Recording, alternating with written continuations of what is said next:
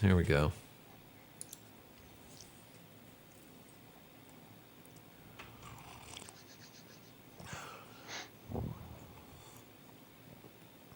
Hey everybody, welcome back to the channel. Thank you so much for once again joining me. Today we are live for Teatime.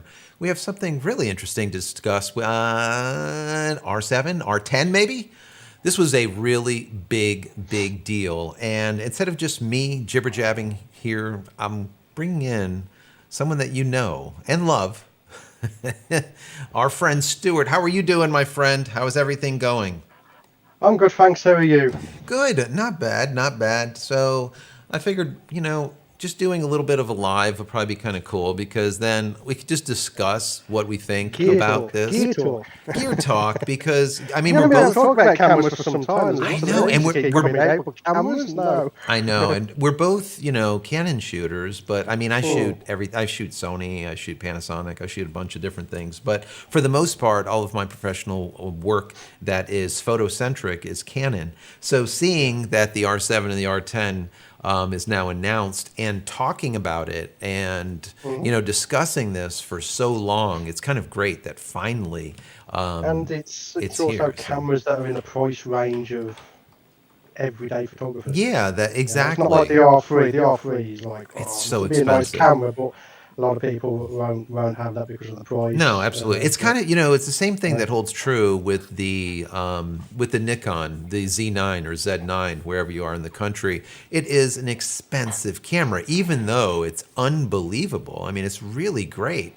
There's a limited number of people that will buy that, because if you are a professional, then, I mean, the Nikon Z9 is a really powerful camera. It's amazing, right?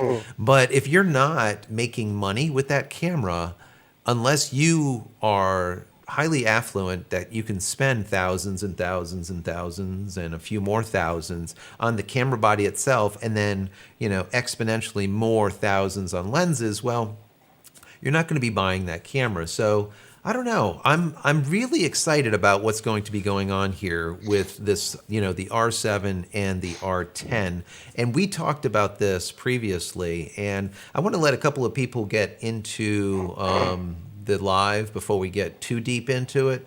But I guess just the overview is, guys, that Canon has announced the R7 and the R10.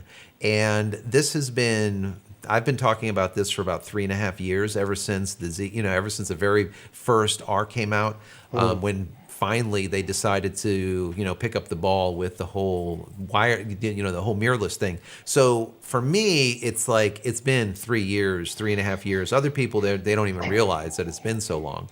But I mean, for you, what do you think about the difference between the R7 and the R10? And more importantly, the question is, who are these directed to, and who or what rigs do you think get replaced? Which cameras turn into that dodo bird or that, dinosaur that go away? For example, starting out with the R7, is that a 7D replacement, or is it a 90D, or is it a combination of the 7D and the 90D? I'm going to go straight to that answer and say it's not a 7D replacement. I think it's a 90D replacement. Because there's one spec that was mentioned that no one's mentioned online about with this argument over is it a 7D replacement, and that's the rever sealing. Right. The 7D was a workhorse for birdies. You could sit in a wet bush with that thing and it doesn't matter. But if you bring up the specs for the R7, which I also happen to have here, okay. Now this one is the EOS R.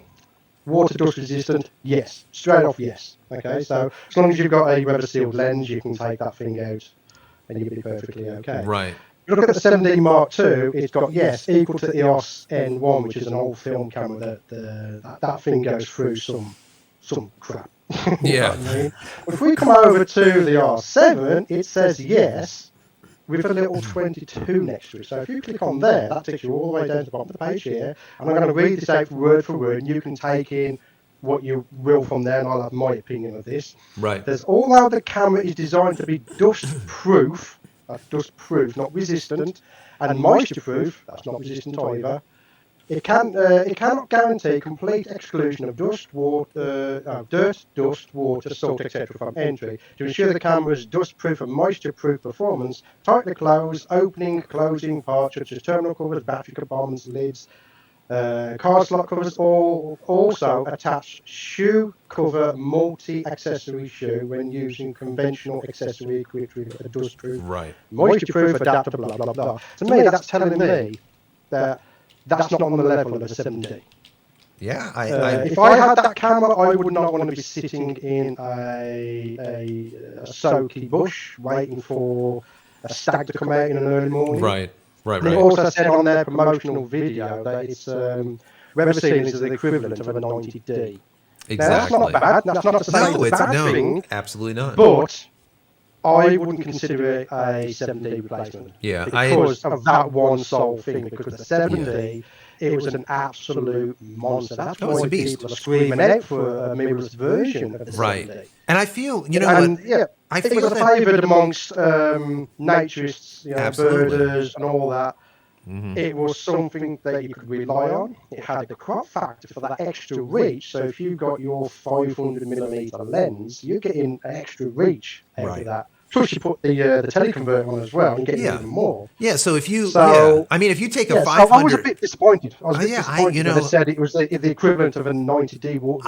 If it was full on water resistant, I'd be like, yes, 100%. I do think that a lot of Canon fans are going to be, or are already disappointed with the R7. Now the R10, okay, we'll get into in just a minute, but the R7, even though it is going to be a great camera when it once it comes out. Let me just put in there and say that the R7 is a fantastic spec camera. Absolutely. It's just that one thing that let it down for it to be a wildlife camera. So for me, there's a little bit more. Like on the top of the camera itself. Let me see if I can let me bring up my screen here. Let's go ahead and do this because I want to show you what I see. So if we bring this up on Canon's website, this is the R7.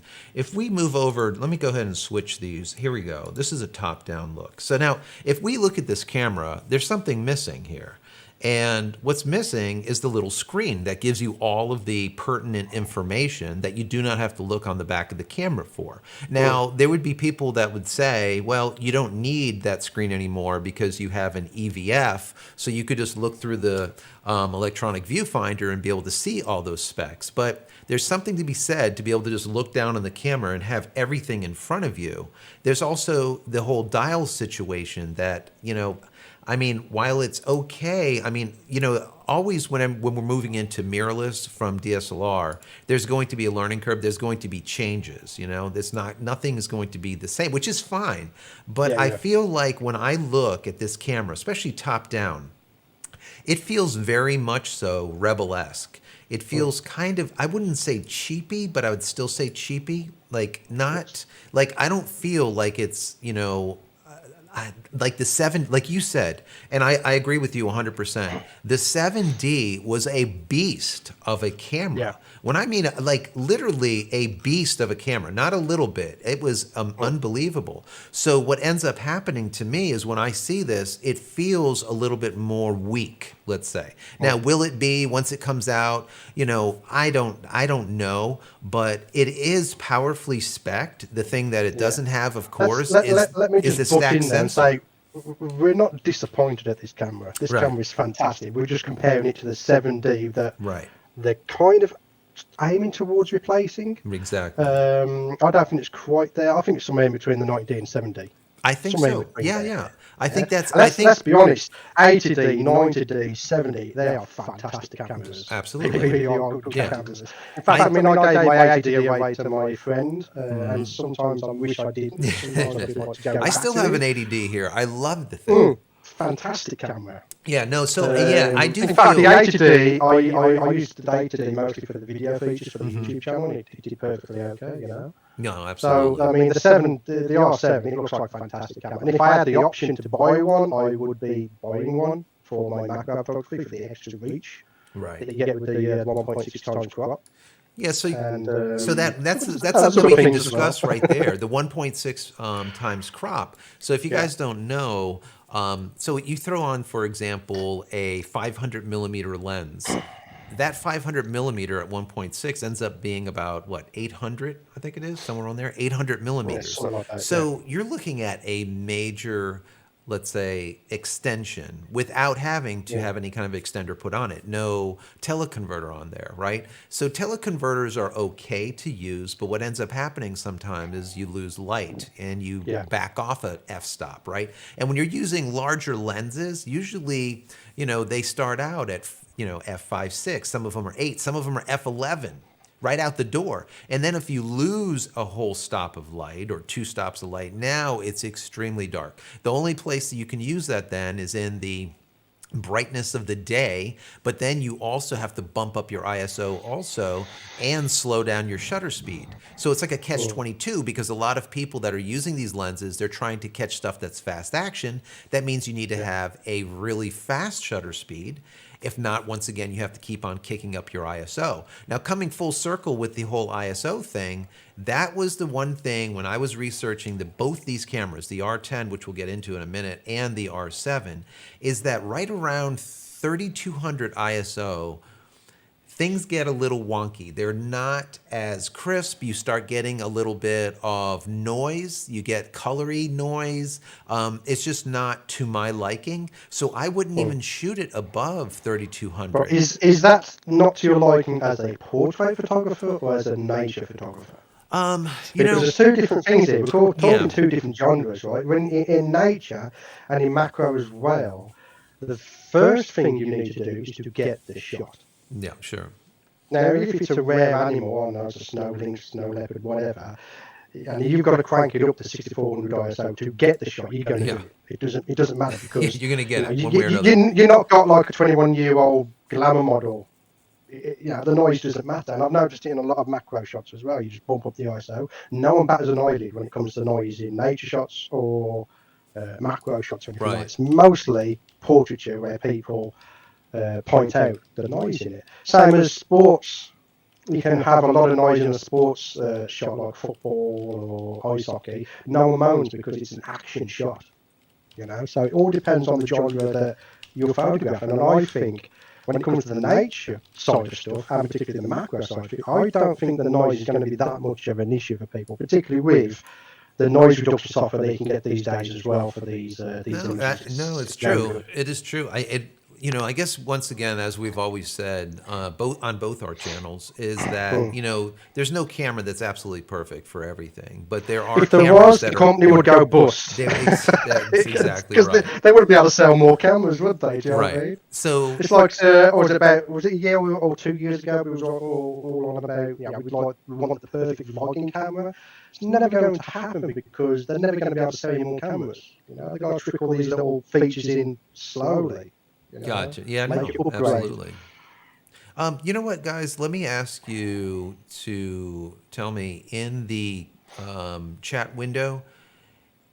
I'm going to shut off my desktop audio. I want to make sure that you can still hear Stuart. So right now the desktop for Stuart's off. I want to make sure that you can still hear him because I don't want it like a double, like an echo to come through. So go ahead and say a little bit. And you guys in the chat, just say, if you can hear Stuart or not. And then if not, then I'll turn it back on. Okay. So just give me like a check, Stuart. Just check. All right, guys. Okay, let me know if you can hear him, and if you can't, once again in the chat, let me know. So as far as matter of fact, let's look at some of the comments while we're waiting to make sure everyone can hear you.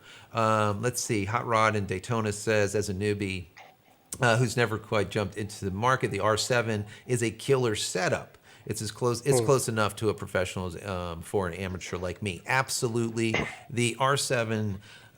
Is going to be an absolute beast. It is a APS-C censored camera. Now, what's nice about that is you can start out with the RFS glass, which is the APS-C glass, but then you can also buy RF glass and connect it to this camera. I didn't know that at the beginning, but my understanding is that mount on the R7 and the R10 is a mount that will accept EF glass, EFS, RF glass, RFS, basically all of it already built in. Am I wrong, or is that correct, Stuart? Did you read about I that? believe so. I mean, I haven't quite read up on the specs, Okay. but that's consequential. I'll be honest with you. Well, I mean, if I was to buy this camera, and you see, the thing is, a lot of people when they get into photography don't know what they're doing because that's what the R10 is for. It's an entry-level mirrorless camera from Canon. They don't know. So I'm going to give you a tip.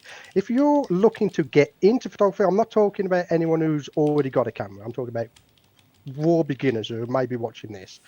If you buy the R10 or the R7, go out and get the RF 50mm, the nifty 50 for the RF system. You will thank me later, trust me. Okay, because that nifty 50, I think it's around £200 for the lens. Favorite lens? That'll do you. That will do you solid for, well, till you die basically. Yeah. No, no. I Because still I I think still every, use but I that think yeah, lens. I think every photographer has a 50mm, and obviously you can go up in levels as is the quality. Yeah, you got the RF 50mm. Is it a 1.2? The RF, the big red ring. Yeah. They Yeah, have 1.2, but 1.4, 1.8, I believe, in yeah, the 50, in the quick 50s. 1.8 is the nifty Is 50. But is the yeah, plastic one? Yeah.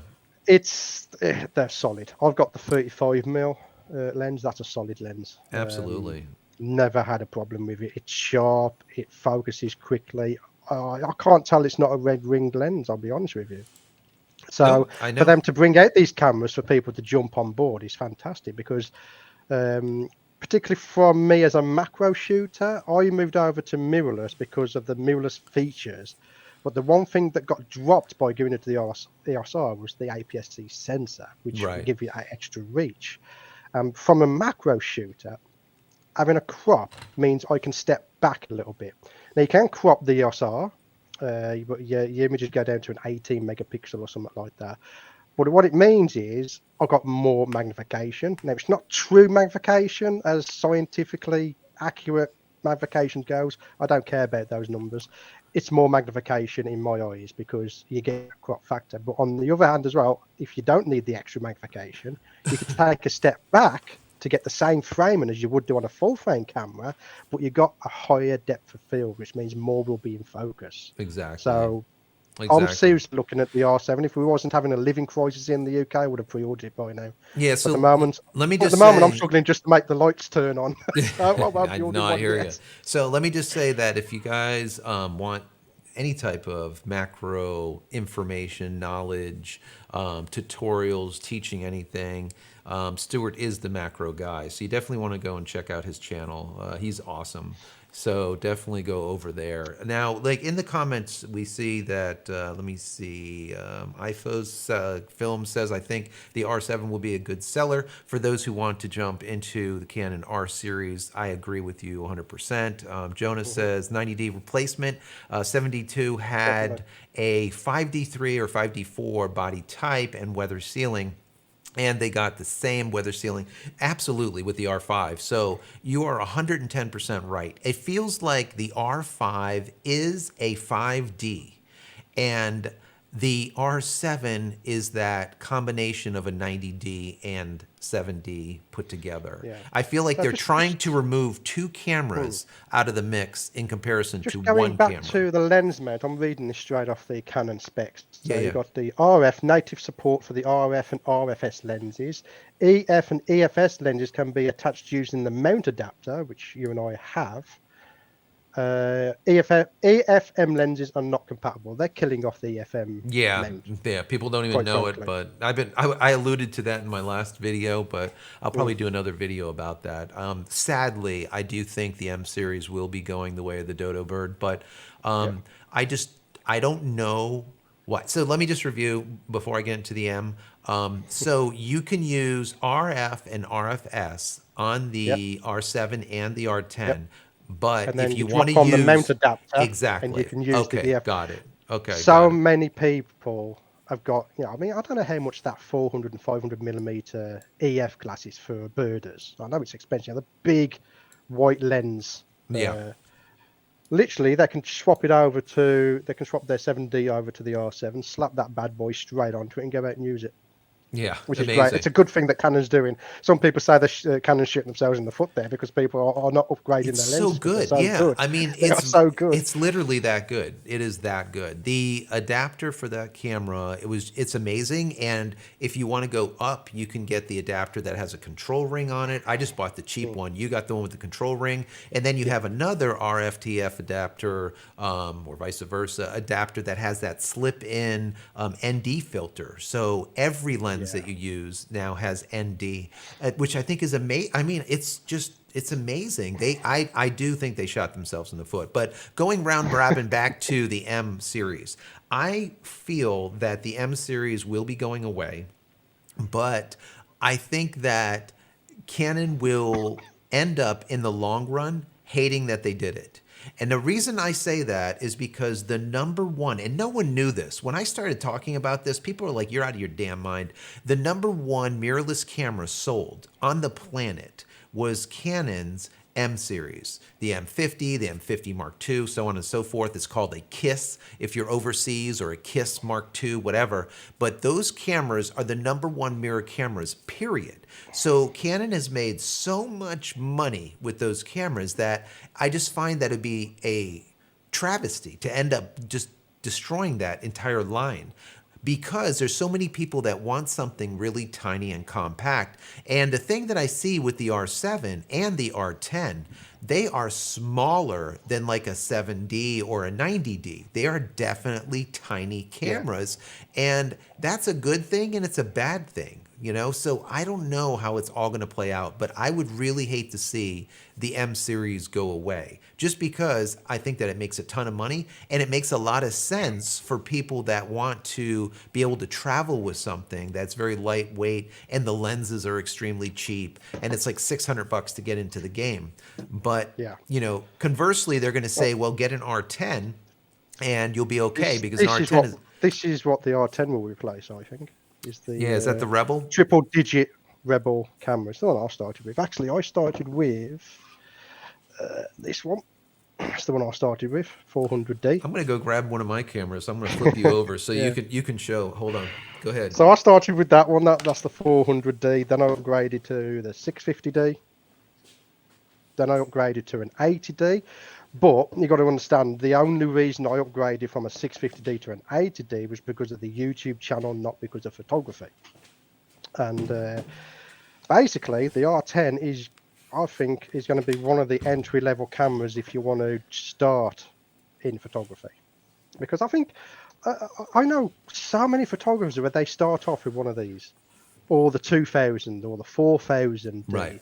They're a couple of £100 with a kit lens. Exactly. And that's right if you just want to start getting into it, because the one thing you don't want to do is go and spend £5,000 on a camera when you don't even know how to use a camera, because Yeah, it's a waste. it doesn't matter how good the camera is. It's your knowledge as a photographer. So these are great little cameras to get you started. Yeah. And once you pick up the bug and you get, oh man, you start getting the bug, you start knowing which genre you want to go down. Is it portraiture, landscape, exit mount? There's all kinds, isn't there? Yeah, no, absolutely. You then start prioritizing your gear towards that particular genre of photography, like myself. Exactly. I went down the macro route, so now I've got macro lenses rather than portraiture lenses. So to have an entry level that's Yeah, no, absolutely. right. Let me bring over my screen. Sony's had it for so long. I know.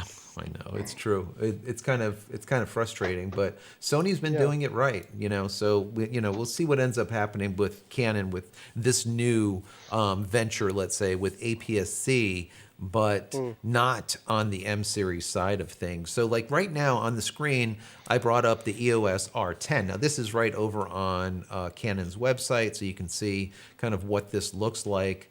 I look at this once again, this R10 does have that feel of a Rebel, which simply makes sense. Yeah. It should. I mean, look, we have a pop-up, flash. You don't see that in the other camera. This is very consumer-esque camera, whereas the R7 is that prosumer camera, where it's somewhere in between of a pro and an amateur. This is definitely the amateur, camera, and it's under $1,000. So you're looking at $979 for this camera. So I mean, it looks fantastic. The specs are great.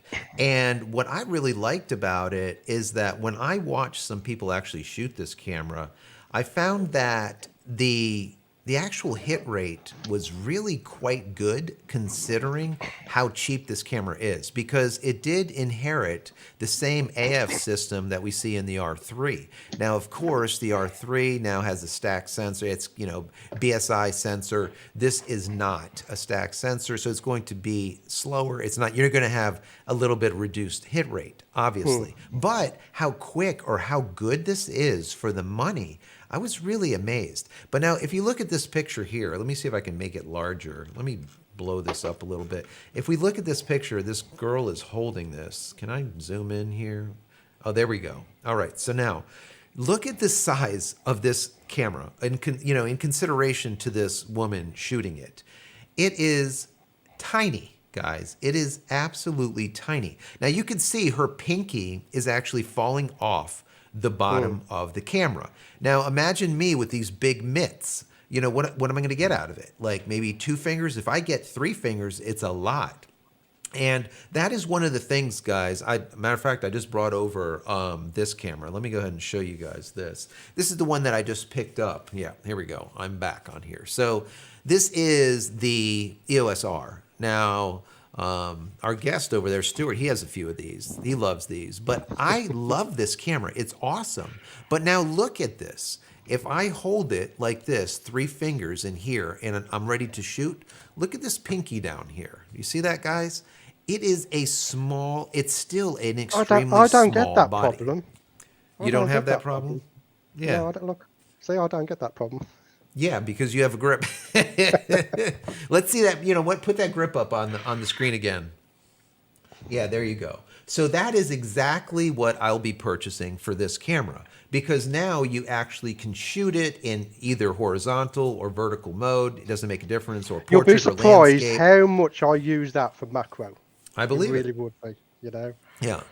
So yeah, while this is, this does lead me on to another question I want to go on to. I mean, how much is the R7 now? $1,499. 1,400. Yeah. So, as a photographer, would you choose to have the R7 brand new, or would you go for a second-hand EOS R? Exactly. I agree. That is a great question. Because as soon as that was announced, I sat and I thought, how much could I get for my EOS R? Right. And I was quietly surprised to find not very much. Yeah. I can pick up a body of an EOS R for £500. And that's a full frame 30 megapixel camera. Yeah, I mean, I just bought this one. I just bought this one refurb for, I think it was like $1,200 or something. Because I wanted the 1-year warranty, because usually I beat the hell out of, I use my equipment. I'm a professional. Again, so I needed that extra year. This comes down to what are you using it for. If you're a birdie, you're not going to be buying a second-hand EOS R. I can guarantee you that now. But if you're looking at portraiture, I'd highly suspect you'd look at the EOS R, because I would recommend it. You don't need the fast frame rate, because your model's going to hold a pose for you. Exactly. If you're doing racing cars, you might want to look at the R7. Or we're talking about starting off in photography. You wouldn't be buying an R3 if you're starting off in photography. Again, if you hear us chatting and we're saying this and that, this is from our point of view as me as a macro photographer, you yourself as a portrait photographer. Myself, I would drop the dollar on an R7 if I could. If Canon would send me one, that'd be even better, but they won't, because they don't like me, I don't think. Yeah, they don't like you. It is what Probably it is. Because I tell the truth.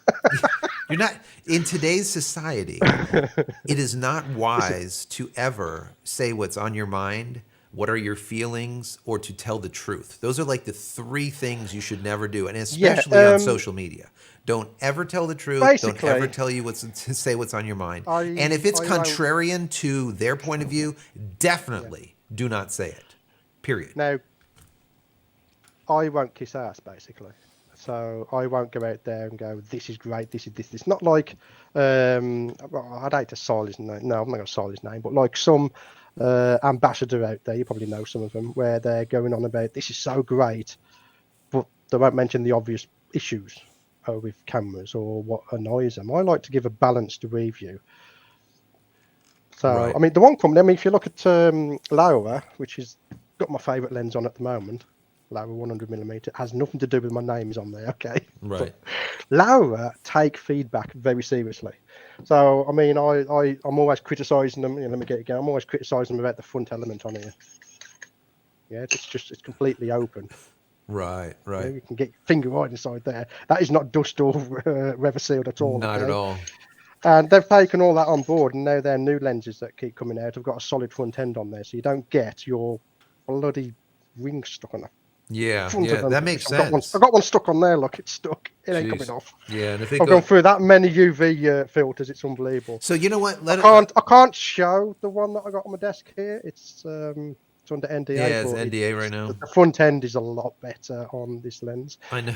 And yeah, I know all about the NDA stuff all the time. I know. Let's, you know what? Let's get into some of these comments are piled up. Let's go ahead and get into some of these. Let's see. Jonas says the 9D replacement. That's the weather sealing one. We got that. Let me see. Marco says, good morning, guys.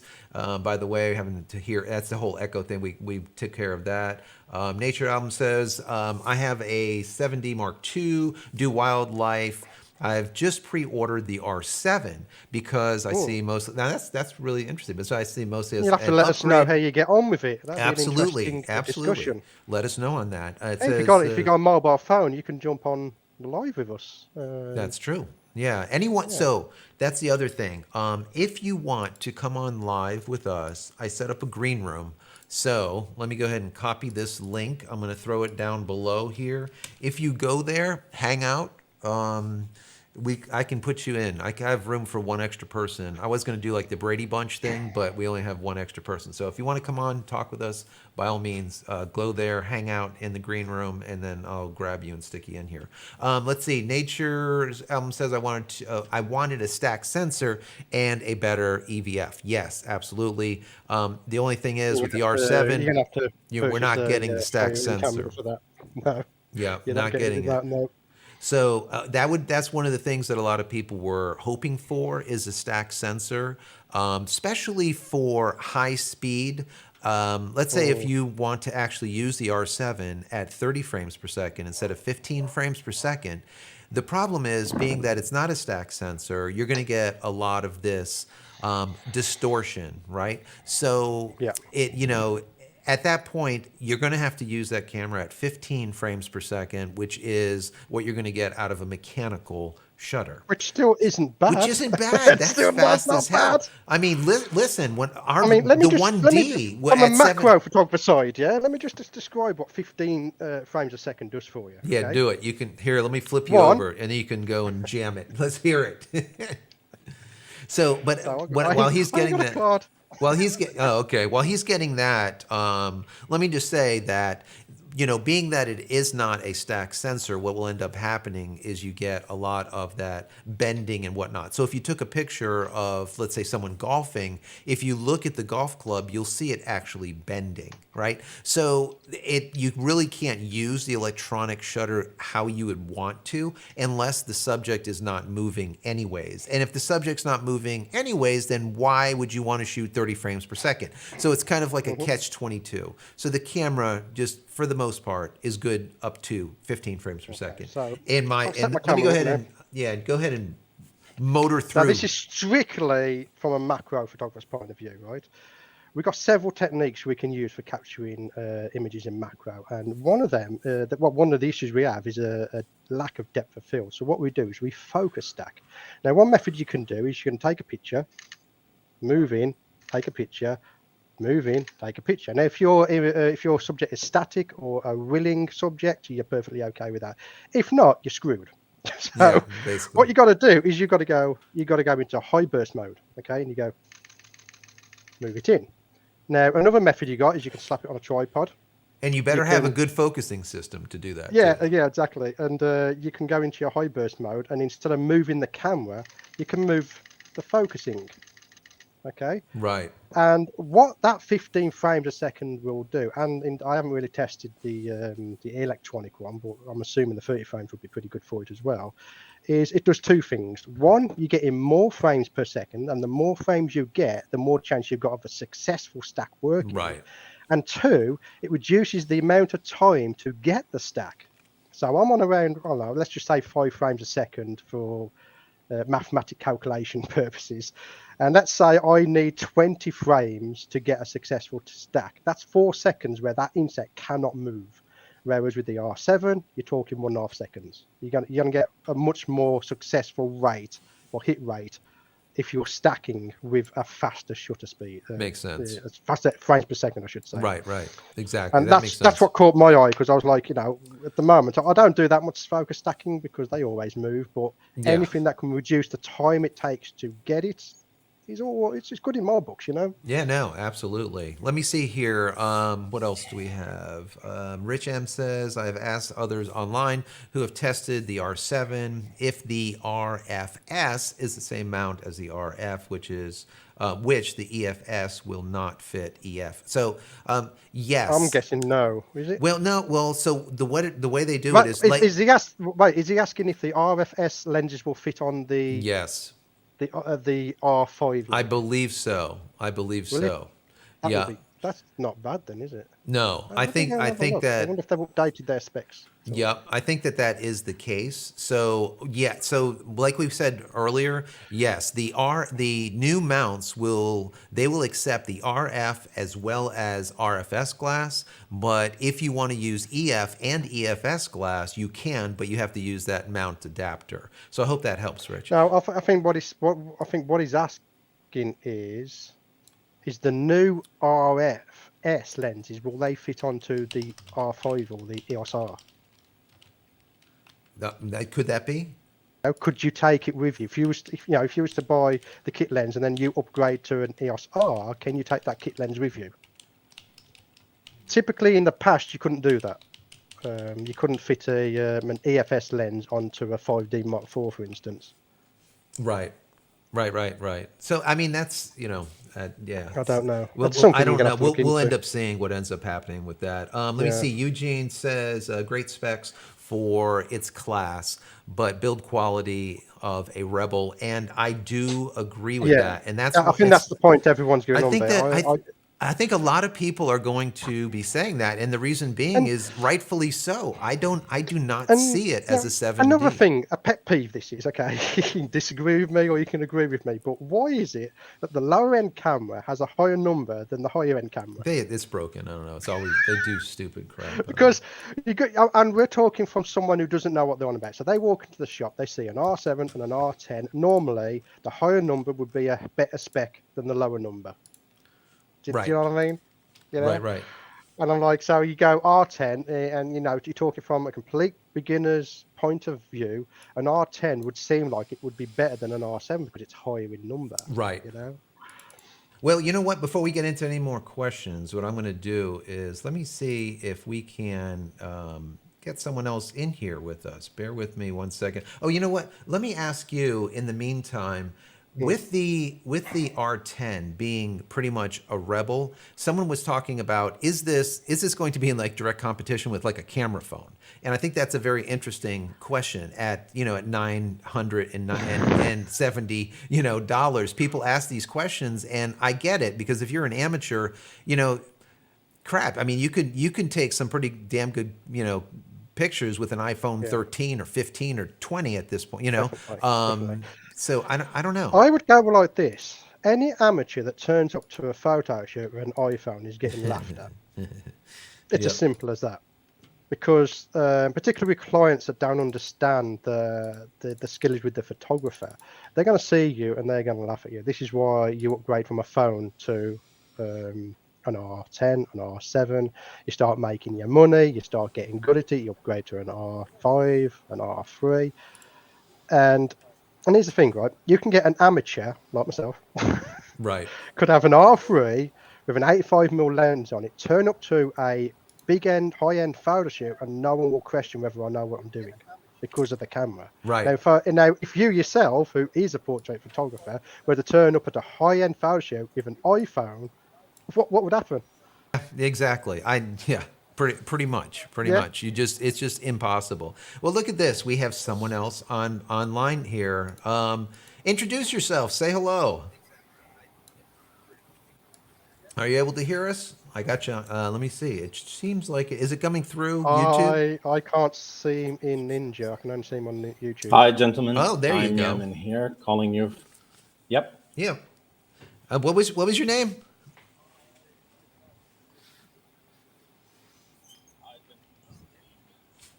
Let me see if you can hear me through the other side. Let me go and That's I Yamin. can't I hear him. think there's So quite a bit of delay, about yeah. 15 seconds or so. Let me see. I'll send you my signal through video, so you should start hearing me now. Can you hear me? Probably real time. Yeah, Okay, that's much good. better this There way. we go. Yeah, Perfect, perfect, perfect. great. Yeah. So yeah, Cool. introduce yourself. What was your Yeah. name? So my name is Yamin, and I'm joining you guys from Dubai. Thank you, Oh, gentlemen, for having me here. thank you for And being here. thank you. I just wanted to pop up, say hi, and maybe just say my thoughts about the R10, which for me was a very interesting surprise. I wasn't expecting to see what I saw. And I think it's worth a while just to discuss how impressive this camera is. It's packing a big punch in a very small body. And I think it's going to be like very unique in its category. And it would be interesting to see how other manufacturers will respond to that. The thing is, I really think this is a great bridge camera for any system user. I'm a Nikon shooter, by the way. Gotcha. So, but I still believe that this is a great entry point to any camera user from any system. If they want to explore anything beyond their phone camera or whatnot, I think it will do great in wildlife and sports and everything. I really see this as a very interesting entry point in terms of price, specs, and yeah, we've seen some of the reviews already, and it looks like it's performing almost as good as an R3, and it's quite impressive. Yeah, so Um, let me ask you real mhm, quick, yeah, man. Let me ask you. mhm, Well, welcome from Dubai. It's awesome. So okay. my question to you would be this R10. You are a Mhm, Nikon shooter. What mhm. do you think Nikon will do? Like you said that this is going to probably stimulate other manufacturers to do something. Do you think that what would be the I guess Nikon, let's say their response to an R10, a Rebel. What do you think? What do you think would be up the down the pipe for them? Sure. I think they already have the answer, Joseph. It's just about whether they have the will to do something about it or not, which Right. is the Xpeed 7 processor that they have in the Z9. Yeah, that's a beast. I know. Yeah. Their bottleneck has been obviously the Xpeed 6, which was underwhelming even from the time it was first introduced. Hmm. And we've seen later with the Gen 2 Z bodies how even two of these failed to make much of a difference, if at all. To be Yeah. honest, the differences are so subtle, they're unnoticeable. But we've seen the jump. I'm not also denying that they might have improved their algorithms and whatnot, but are they willing to put that exact same uncapped sensor in a smaller body? I think it will solve a lot of their problems. And we've seen that they have the technology, but whether they want to apply it, I've seen the competitive pricing they've done with their Z9 as well. Right. So they have a room here to compete. Question is, will they? Yeah. No, I Or will they agree. just, yeah. Yeah, no, I agree. I agree. I mean, Nikon, I think the Z9 has, and I said this in a video, I do believe the Z9 could end up being that best camera, like I said, the D850 was. They really did an amazing job at that Z9 and left little out. Now, there's a couple of autofocusing issues that they can probably tie down, with firmware updates and some other things. But for the most part, that camera is spot on. And for the price of what you're getting is very powerful. I mean, very, very powerful. So, yeah, we'll see what ends up happening with that. Let's get back into some of these comments so that we can, because there's a bunch that are kind of stacking up. If you see some also, Stuart, just jump in there and Yeah, just push me out the yeah. way. It's fine. I can't hear our guest though, unfortunately. Oh, you cannot. Okay, No, so let me see if we can. Yeah, I will I have fix that. absolutely no idea what you've been talking about. Okay, hang in there one second. That's interesting. Let me go and move this over. Let me see here. Send. No. Okay, here we go. Transfer. This should work. Okay. Let's see. That moved you over. You should be able to hear each other now. If you guys want to just say something real quick, Test. yeah, just do a test or something. Yeah, and see if you get that. See if he can hear I've got you. nothing. I literally just got you and me. That's it. Oh, I think he dropped off. That's possible. Oh, Yeah. oh well. Yeah. I That's think good. so. I think he dropped off. But we have someone else in chat, so let me go ahead and bring them in. How are you doing? Hold on just a second. Let me bring you in, and then we can get back to Yemen if he comes back. Let's see. This is great to be able to do this. I'm going to do it eventually so that we can put more than just 3 in here. But all right, there you are. Yeah. So, are you able to hear me? No problem. And Yes. okay, excellent. What is your name? And let me go ahead Hi. and so you can introduce yourself. Hi, I'm Rob. I watch your channel, time to time. I like your informational news that you've been doing in the past, and I really draw on a lot of your experience in the industry because you've been doing this so long. And Sure. when I saw you were live today, I was like, oh my goodness, let me drop in and say hi because I have a channel here on YouTube as well, but Oh, awesome. it's not. Yeah, it's not about that. I'm only wearing my hat because I wasn't planning on going live Yeah, today. that's great. What do you do? What is your channel about? Oh, well, I focus primarily on Micro Four Thirds and Olympus, now OM systems in particular. Oh, sweet. And I'm a huge fanboy. I know that in the past, you've given Olympus a little bit of a hard Oh, time, I but it's do. okay. Same thing with Panasonic. I give them shit all the time. Absolutely. Yeah, But you know yeah. what? I think Hmm. that, going to speaking about Olympus, just for an example, I think that what they did leaving, let's say, before they ended up having to kind of sell the farm, was just broken. Coming out with a camera that was $3,000 at a Micro Yeah. Four Thirds that no one was to buy, and everyone knew it at the time. It was kind of like it was a screw up. But now that they're Yeah. back, it seems like the products that they're coming up with, that like the last, it seems like they're kind Hmm. of getting back on pace. I hope. They Yeah. continue. Once again, Micro Four Thirds and APS-C. The problem that I always have with it is it's the question today: do you go Micro Four Thirds or do you APS-C? If you need that extended reach of the Micro Four Thirds, it might not be a bad idea if you don't, sacrifice a little bit of depth of field.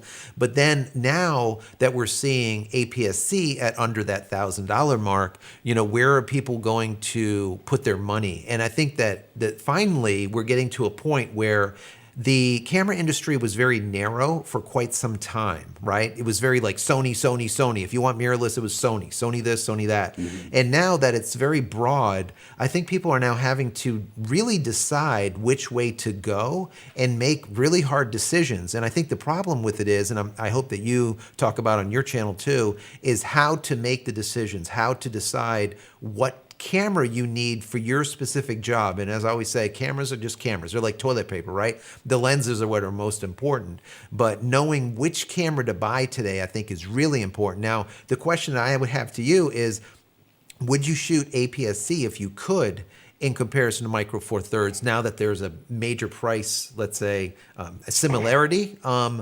Or do you like the smaller, lighter weights, smaller lenses or whatnot, and that extra reach, and don't mind the depth of field issues? Yeah. I would love to hear from you because this is what you do.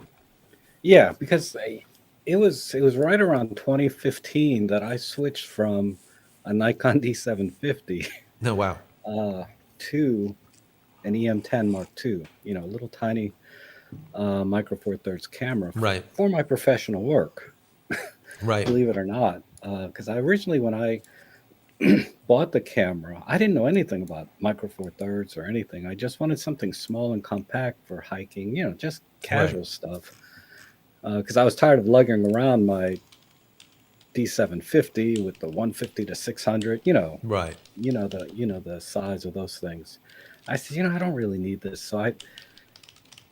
And within 30 to 60 days, You're hooked. I, I was hooked. I was convinced that why can't I use this professionally? I was like, because the image quality was good enough. Yeah, Because I do primarily architectural real estate type photography professionally. So you're at base ISO using flash, Right. and So image okay, quality is that's fine. that's an interesting statement. So Mhm. does does it affect you that the Micro Four Thirds lineup on the camera does not have a lens that is a tilt shift lens where you can actually get it right kind of thing in camera? That was one of the things that a lot of photographers that I have talked to over the years that Mhm. do a lot of architectural work, they want Yeah. to use a tilt shift lens, and the tilt shift will allow them. If you don't know what a tilt shift is, guys that are Mhm. listening, gals that are listening, it basically allows you to change, let's say, the viewing angle, right, of the image. So if you look at a building from, let's say, down below, you'll see how it like warps in as it gets further away. What this allows you to do is to kind of warp it back out, so you can square up your real estate or square up your buildings, your architectural work. Being that they don't have that, are you using Mhm. something and adapting it, or are you just not using it and then later on in post production kind of fixing it with Yeah, exactly. software?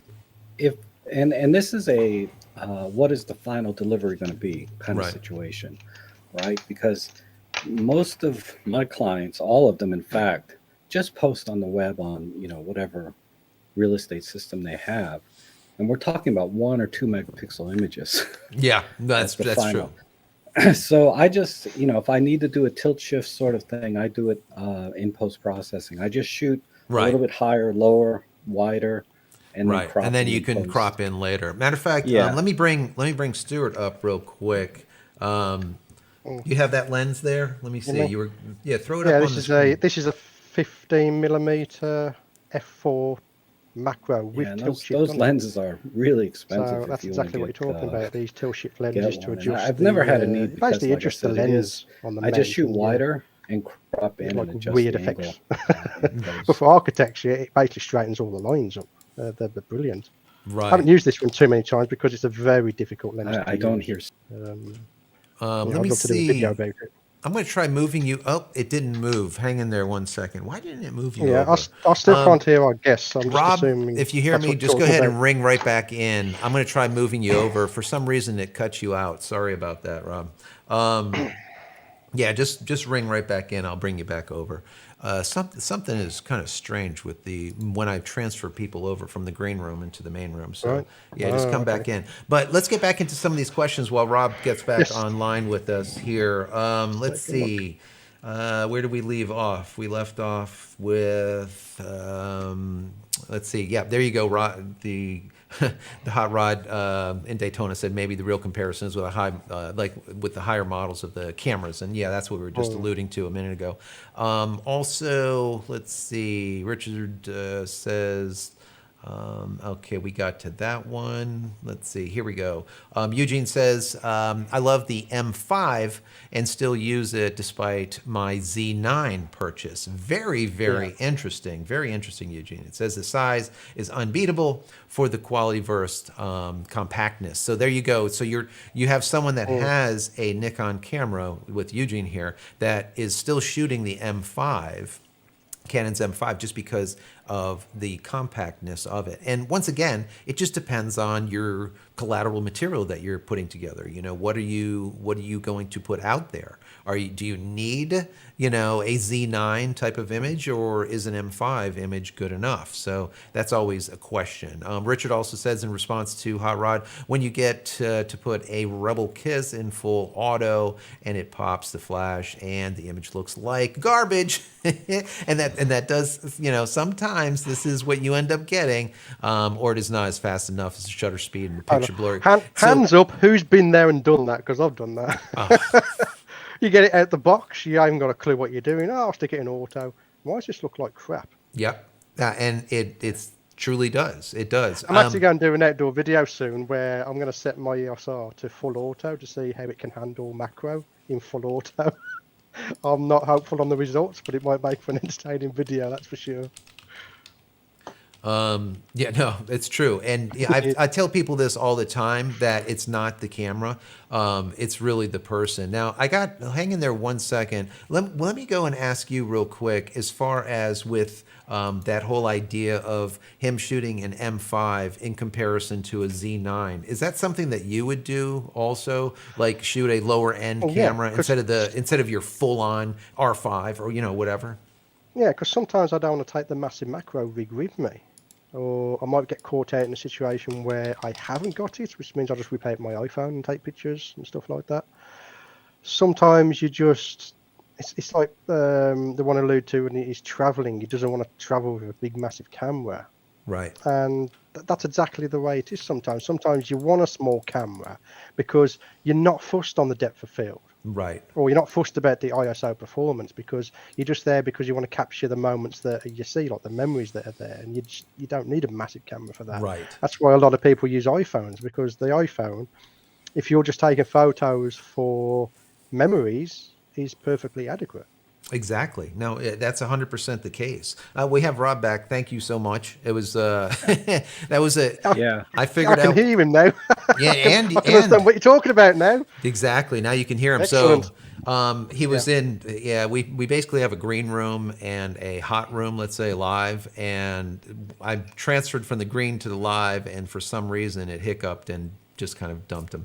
And sorry to Yemen too, if you're listening, the same thing happened to you. My apologies to you. Thank you for being on with us.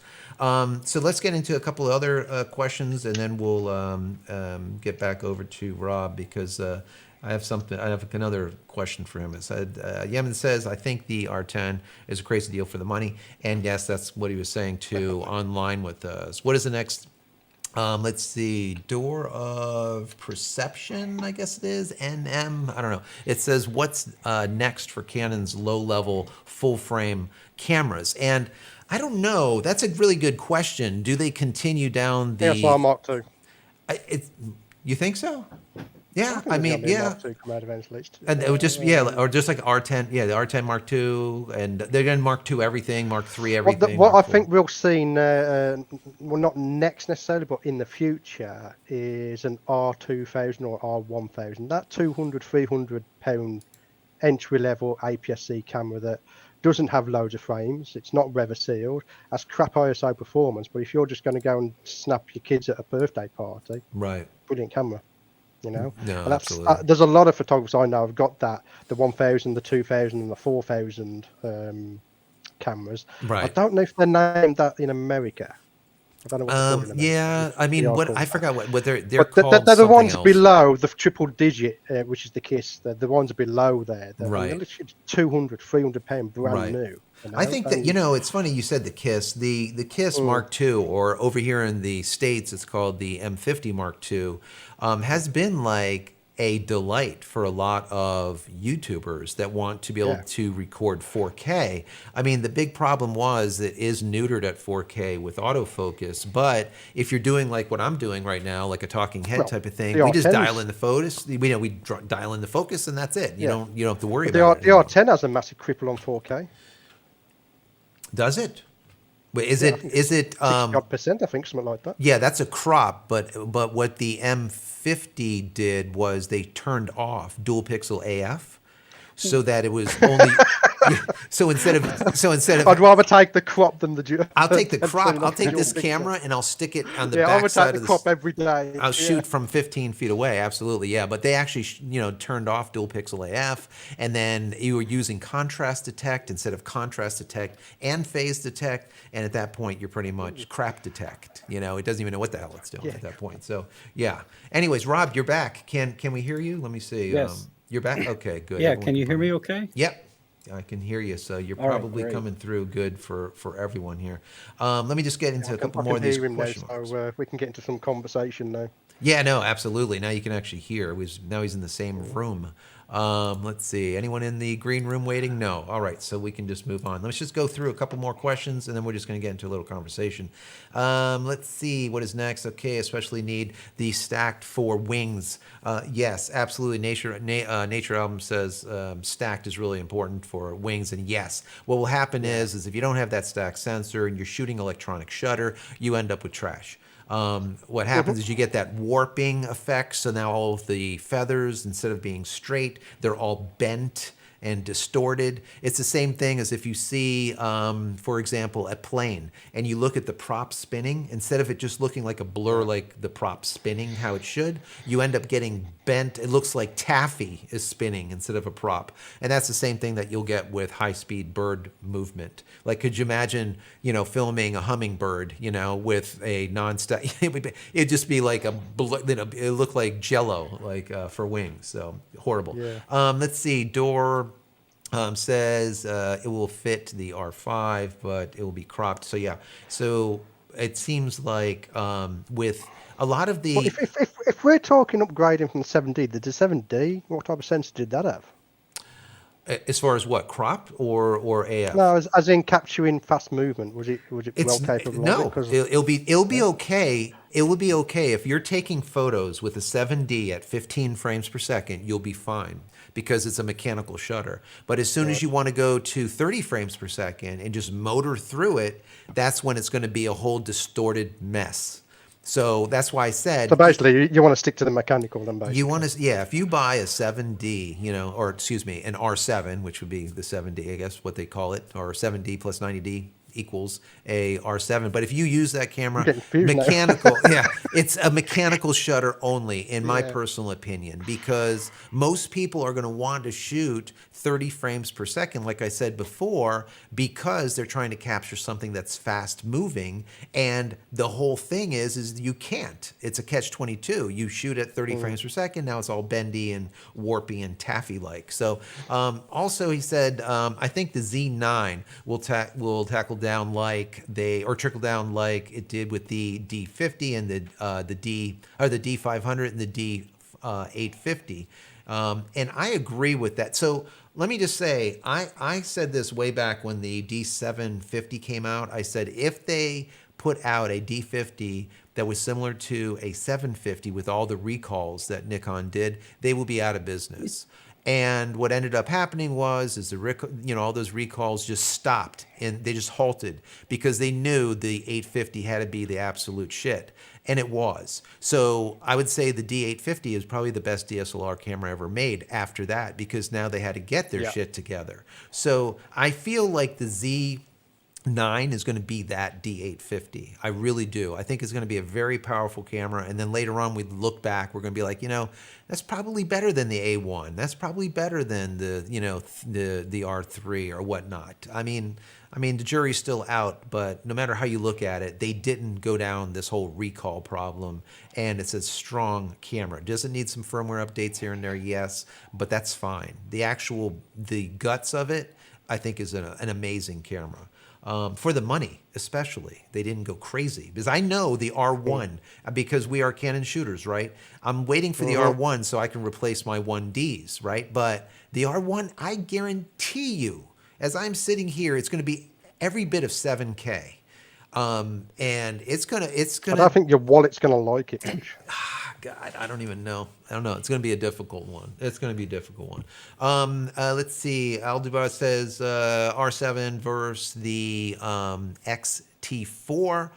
The T4, I'm waiting for the H2 and the H2S just to see what they do with that. I think the XT4 is a great camera. I think it has some problems with autofocus if you're doing video, if you're just doing photo. The Fuji, it just does an amazing job. I actually really like the XT4, but I'm waiting for the H2 and the H2S to see what they do with that. So I don't know. It's still up in the air. What's going to happen with that? Active cooling, no active cooling, cooling from the outside. With the XH2S, it's just stupidity. So hopefully all these rumors are just complete bunk, and they actually put active cooling inside the camera if it needs to be, and not like just things stuck on the back. That's not going to go over well for a lot of people. No. Let's see.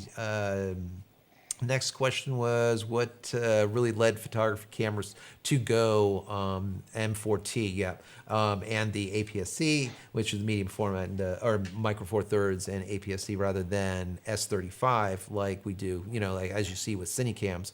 And I think that's just aspect ratio, to be honest with you. It's like they didn't like the S35, aspect ratio. They wanted to do APS-C. Now with micro four thirds, it's a little bit different because you literally have a much smaller sensor, and you could always crop in to do a cine look if you wanted to. But for me, I like to have a more square sensor. That's just, my background with medium format and whatnot. So I like to be able to crop in if I need to, but I want the data to be there to begin with. That's like some people be like, oh, well, a blurry image sometimes looks great. That's fine. I want to get a tack sharp image and then make it blurry if I need to. And you can't go backwards. It's like blowing your highlights or plugging your shadows. Once those shadows are plugged, you try pulling out data and it looks like shit because there's no data there. Same thing as if you blow your highlights, that data is no longer there. I don't care what RAW you do. You only have so much dynamic range to pull back. It doesn't matter what editor you use. If the data is gone, the data is gone. So get it right in camera. That's my personal opinion. And then crop or make blurry or do whatever the hell you want after the fact. Yeah, I was asked about that, about my my macro shots, because I got like different styles, and I was asking, do you underexpose? I'm like, no, I expose correctly in camera. I then choose how I want to deliver that in Lightroom afterwards, if I Exactly. want to go bright and cheerful, or do I want to go dark and moody, but I've got the choice. No, it's true. If that exposure's not correct, I've got no choice. If I underexposed it, then I have to go dark, or if it's overexposed. In most cases, you're screwed if it's overexposed. Yeah. That's, at least when you're underexposed, you can say it's an artistic choice. Yeah. Yeah, I guess so. I mean, like for me, so I do a lot of DP work, like director of photography work. So I'm setting lighting, I'm setting up lenses, setting up cameras, setting everything, making sure the set is how production wants it, how the producer wants to see it, and getting it right, because a lot of the stuff that I do would not only be recorded, but it could be episodic TV, but it's also a lot of it ends up being live. So there's no room for error or in post. We're gonna fix it. You can't. There is no fixing it. It's just you got to get it right, and that's the way I take the photography, the same way.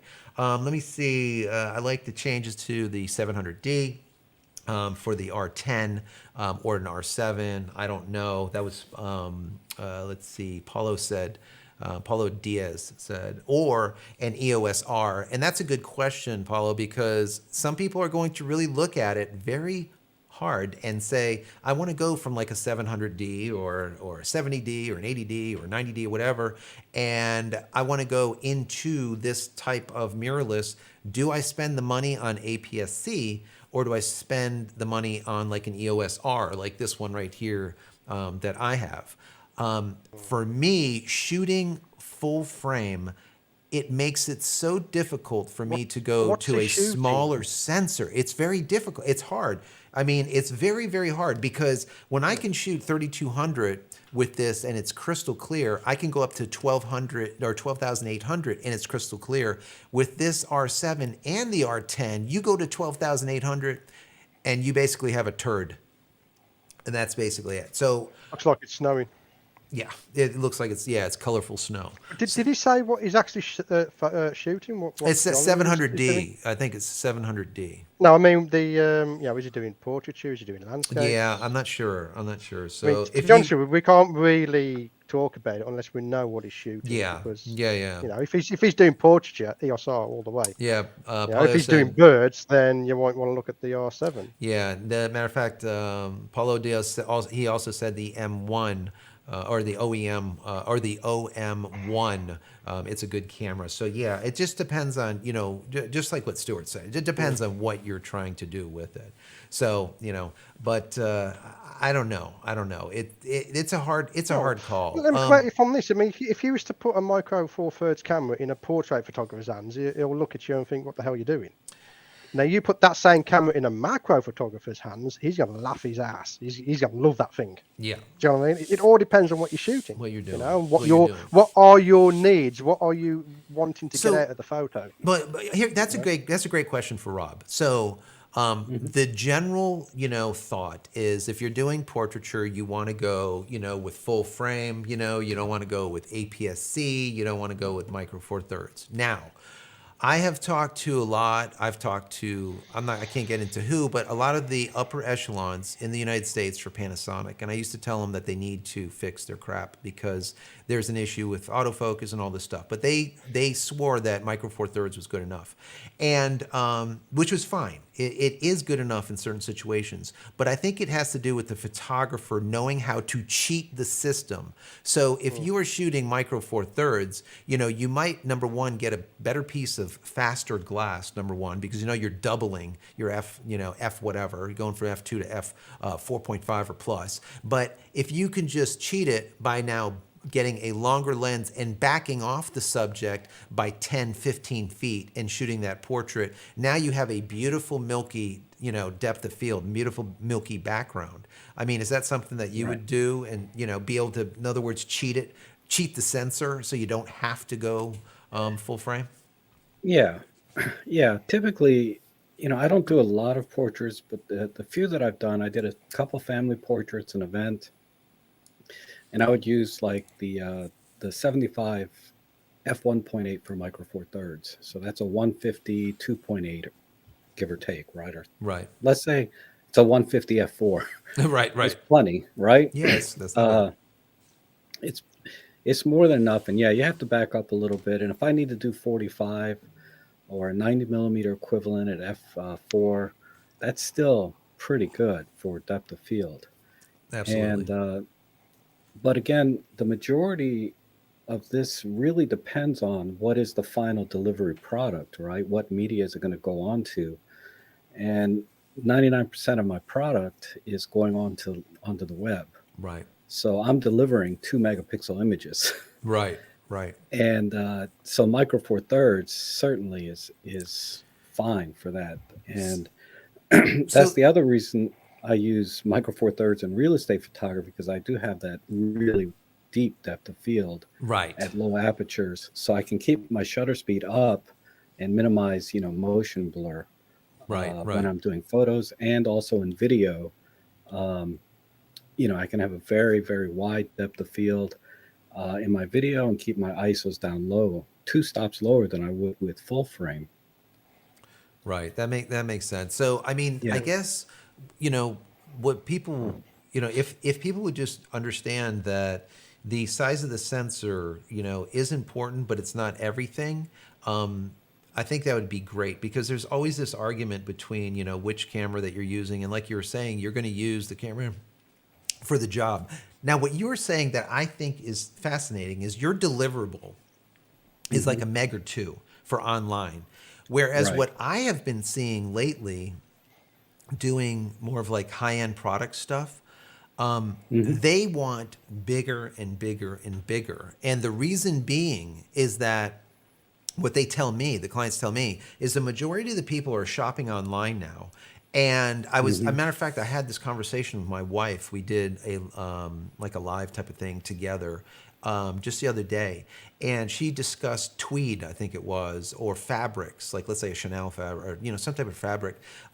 When you are buying something online these days, if you don't have a picture that goes in like macro, like Stuart, right? Yeah. Like literally into, like, to see the tweed of the material, to see whatever, people are less likely to purchase it. So what I've been being asked lately is that we shoot, medium format, or we shoot really large, big, so that the files, so what they do is, for the website, they might have a file that is only 700K that they show at first. But as soon as you say that you want to magnify it, boom, it pulls up 5-6 meg or more. And you can zoom into that literally down to, just tiny, the nuances. And I think what they're saying is they're making more sales that way, because people cannot go to the store and physically, tactilely touch something.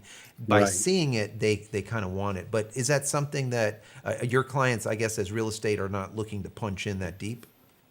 No, not at all. It never happens. It's also like the it's kind of like these virtual tours where they do the 360s and they like to zoom in on things. Right. These things just, there's actually very little demand, despite there was a little bit of a peak during the lockdowns and things. But generally speaking, in real estate and I do primarily commercial properties. They just want to see the space and the floor plan, and you know, just seeing the a 2 megapixel image is good enough. They don't need to punch in, because normally in commercial property they're going to refit it and rebuild it the way they want it anyway. And that's makes why sense, it's never been critical for me to have that fine detail. But like you were saying earlier, I have heard that clients are demanding medium format camera files for their product photography because of that punching in and zooming. Yeah. That definitely, I think, is a trend Yeah. in that type of market. But that's just not a market I'm in. Right. And there's no substitute for a large sensor, really. Yeah, you're gonna get bigger pixels that are just easier to push around. That's why if I do fashion work, that was one of the things I was talking about with my wife the other day. Is if we do a fashion designer's work, and let's say there's jewelry and stuff involved, we could do a bust up shot of the model, and then later on punch into earrings, necklace, eye makeup, or something with the exact same shot, without having to get another shot in the can, so to speak. So it's cheaper. Time is money whenever we're doing these type of productions. It's all about time and how long do we have the models and how long do we have the set and the lighting. And, we're bringing in the last, the gig that we were talking about, literally it was like $60,000+ worth of Hasselblad gear and lights and all kinds of stuff that we ended up shooting on Burn Notice, backlot, and this private island right across from them. And so we had it for like 12 hours. Well, if we pushed past that to 15 hours, now, who knows, maybe we wouldn't be able to get the boat back off the island, or, maybe, the fees for the backlot of Burn Notice, the TV show, maybe that would have been crazy. Who knows? So it's like you have a time constraint. So by shooting medium format, you end up having a lot more data to after the fact push and pull with, for sure. Stuart, Exactly. let me ask you, Stuart, as far as the large sensors, when you do macro, would it behoove you to use a Micro Four Third in comparison to a Micro Four Thirds are preferred for macro photography. Gotcha. Because you've got double the magnification. I'm not getting the scientific thing of it, but basically double the magnification. You can also have back off, so you got a better depth of field, because depth of field is something we always struggle with macro. So Micro Four Thirds is a good system. I am currently in talks with Olympus to borrow one of their systems to do some testing with, but I'm on the back foot, if you know what I mean. I've got to wait in the queue. No, I hear you for sure. Let me give you one other sort of not talked about as much, really good application for Micro Four Thirds, and that's in astrophotography. Because in astrophotography, you're doing exposures for several hours sometimes, and the heat generated by the sensor adds a lot of thermal noise. Right. And full frame sensors are much hotter than the Micro Four Thirds. And every 1 degree, I'm not sure if it's Celsius or Fahrenheit, but every 1 degree difference in temperature adds a stop of noise. That's a lot of noise. That is a lot of noise. The very best astrophotography cameras actually use Micro Four Thirds sensors. Right. And a lot of astrophotographers use Olympus cameras for their astrophotographies, because they are doing exposures for several hours, and that thermal noise floor is so low, and it's very difficult to get rid of in post. You don't have to you don't have to have software that's trying to delineate what is noise and what is a star, because when it's pulling out noise, sometimes it's pulling out stars too. Here's a good comment for you, Rob. We got from Nature. Album says, I'm sub to Rob Trek, and it says, when I was looking for an OM-1 reviews, good channel. The only reason I went with the R7 is I love my Canon lenses. But if I was to start again, I would get the Olympus OM-1. So that's interesting. Very, very interesting. So Probably because the OM-1, I think its strongest suit is what they're marketing it for is sports action wildlife. Right. Because I can tell you, it took my like bird photography to another level. I mean, it's doing all of the heavy lifting on the autofocus on the birds in flight, birds in the tree, etc. Um, but I only have other Olympus cameras to compare it against, Right.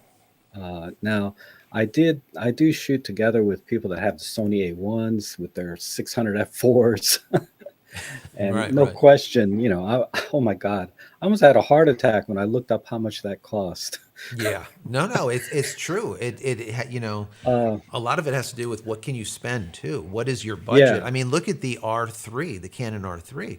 I mean, you're Mm. spending yeah, thousands and thousands and thousands and thousands of dollars for it. And originally, people thought that that was going to be the equivalent to a 1D. And come to find out, no, an R1 is coming. And that's what I was saying. mm, That damn thing's going to be every bit of $7,000. I guarantee it. And, so to put this into perspective, when I first started in digital, pro digital, I bought the 1D, the very first 1D, and it was shooting a CCD. It didn't even have a CMOS sensor in it. It was like 4.2 or 4.3 megapixels. I spent $7,000 on the camera for 4.3 megapixels, but Have you still got it? I still have it. Yeah, I do. Go and get You it. want me to get it? Here. Yeah, go and get it. Go on. All right. You know what? We want to see it. Matter of fact, I'll put you up real quick, and then you can kind of talk. I'm gonna go grab it. There you go. Take the floor. I'll be right back. okay. God. Yeah, so Uh, Rob, you said you're shooting the Olympus for birds. So what mhm. lens are you using for that? I have the 300 millimeter f4, so it's equivalent to the 600 f4. Yeah. So I want to ask a question. Right? When you're standing next to those Nikon shooters that are using the 600 millimeter lens, did they ever look down on you because you're using Olympus? Because I've Uh, actually experienced that in the past when I turn up with with my old yeah, 650D, yeah, and because it's not full frame, I'm not a professional photographer. right. Well, we kid around a lot. There's a lot of banter, Yeah. because they say, "Oh, why are you bringing that toy camera out here?" Yeah, and then Yeah, you I've give them had the that. I've had images. that. They're like, I've had wow. that. Yeah, and they're like, "Oh, yeah." I'm like, "You're gonna break your back," and I could have bought another car with that money you spent on that lens. Yeah. Yeah. I Yeah. mean, it's very friendly banter. So, Mm. but So as photographers and professional enthusiasts, we appreciate the advantages and disadvantages of each system. And, we all have our own reasons for buying what we did. yeah. So what I'm going to do is let me bring me up here. So this, let me see. Yeah, here we go. So this is it, guys. This actually still works. This is a 1D, the very first 1D. Just took it out from over here. It's got probably a little dust on it. You can see there's a little crack screen, maybe a little bit in here. Look how small that screen is. Look at that. You see, look at the screen. What is the size of that? Like maybe like here's my Right, thumb. is that like a 1 inch or one and I a half inch maybe? I don't know, probably. But look at the screen on the back here. Yeah. I mean, this thing is a beast. Look at this battery, right? So, I mean, you're looking at this. So this camera alone has, oh God, hundreds, like well over probably 200,000 images on this camera alone, right? So, but it is a beast, guys. It is a beast. But see this, once again, this has a CCD in it. It does not have a CMOS sensor in it, but it did such a good job. It was fast. It was accurate. The autofocus on this was amazing back in the day. But you only got 4.3 megapixels for $7,000. So I mean, this is one. I got more 1Ds over there, but that's the very first one. That's the original one. And I think it's fascinating how things have, gone or come and gone. I guess you could say over time. So I don't know. Let me see here. Let me see if I can get back here. There you go. So we're moving into like this era where pricing of cameras are getting more and more and more expensive. And it's kind of scary because there's going to be a lot of people that are not going to buy the cameras and are going to stick with their phone and say the phone is good enough. Because when you look at, until now that Canon has these APS-C mirrorless cameras out where you're getting a sub 1,000 price.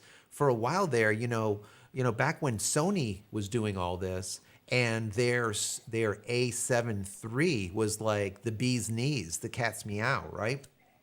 You're looking at $1999, right? So it's $2,000 for the camera. Now we're seeing full frame at sub 1,000 pricing. And of course, you can go APS-C now, that same price, and you can go micro four thirds at the same price. So we're seeing a price target of, let's say, $1,000 for micro four thirds, for APS-C, and for full frame. And that goes back to now, which is the way should I go? And I think a lot of people now are going to have a lot of thought that is going to, they're going to really think about what they want to do with this camera. And like I was saying before, I don't think a lot of people have the knowledge to make that decision today. Yeah. I was about to say, it's kind of stuck because you've got all these options now. Yeah. But as a beginner photographer, you don't know what you're going to be shooting.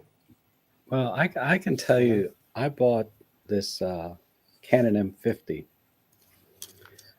and about a year ago, and not because I really needed it for anything, right? I'm very content with my Olympus gear. But because when I started teaching classes, the bulk of the students that came in had Canon T7, Canon T3. Right. Most of them had these very, very, box store entry-level Canons.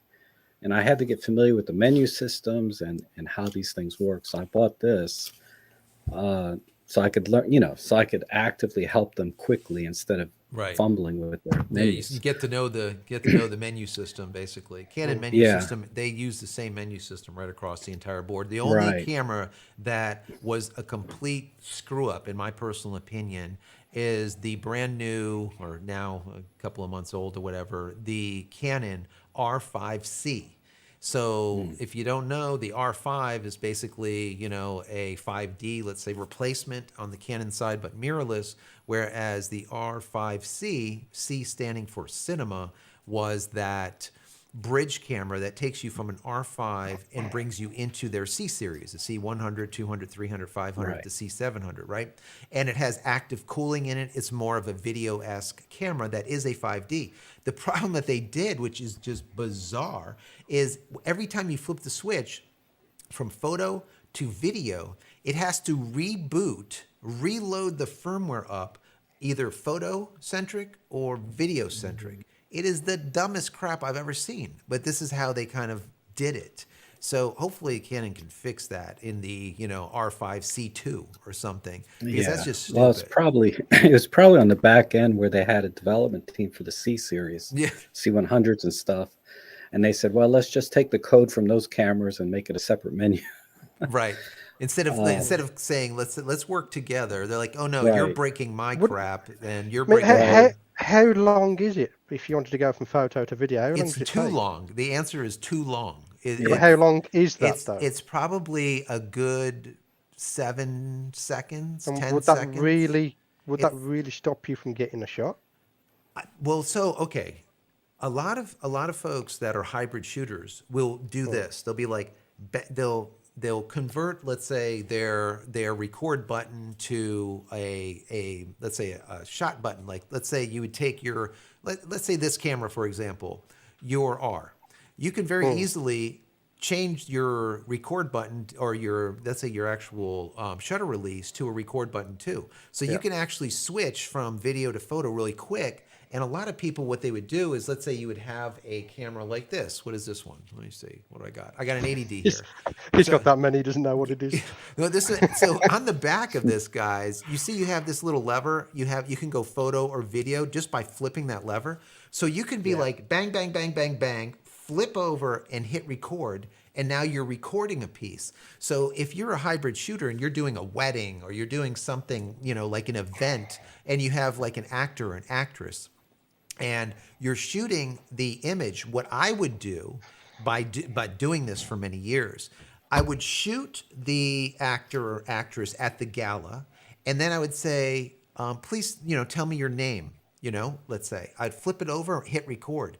And I would have that like 2-second little piece so that I didn't need to have a liaison with me that would do left to rights and would write down the name of the people, because now they would actually dictate almost who they were. So on the R5C, you haven't got like a quick record button that you can just No. press to start recording? No, you have to switch. Well, you literally have to switch it from photo to video in order to get a snip. Because, like as you know, with the EOS-R, if you're in photo and press the record button, it will record with the specs you're assigned to the custom free function. You know. Yeah. You can't do that with the R5C. It's actually two different complete reboot then. Two different modes. Yeah, a complete reboot to get into it. So you can't use it for that. So it's more of that cinema camera, which is fine, but it was kind of supposed to be a hybrid camera. So to me, it's kind of broken. Is it a great camera? Yes, but it doesn't do all the things that I would like to see it do properly, let's just say. So we'll see what ends up happening with that. I don't know. This, it's a learning curve. They're constantly trying to figure things out. Even like for example, the R10 does not shoot C-Log 3, whereas the R7 I believe does shoot C-Log 3. That means that later on, if you're doing video in post-production, I can take R5 footage, I can take R5C footage, I can take this R7 footage, throw it all in a timeline, and then color grade off the C-Log 3. Whereas any of the other Canon cameras like the R10, that video really can't be used unless you try to match the color. And it's just never, if anyone has done it, then you'll know it's next to impossible. I mean, it's so hard. I give up now. I do. I'll just leave my iPhone footage as iPhone footage. Yeah, and honestly, I think, and I'll be honest with you, no one's moaned about it. No one goes, "Oh, the difference between them two shots is so jarring. I don't want to watch the video." Right. But obviously, again, I wouldn't use that on a high-end production. Now that's just for YouTube, and it doesn't really matter for YouTube, you know. Yeah. What was that, Rob? Well, what I was trying to get to earlier was about, and I think I actually watched this on one of your older videos of when you review the camera sales in Japan. That the average customer buys the camera and 1.5 lenses. Exactly. That's exactly right. Yeah.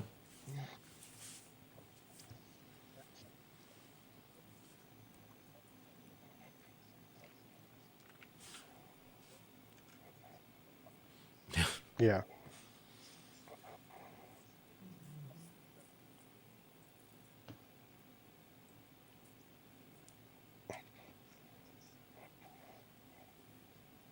Yeah.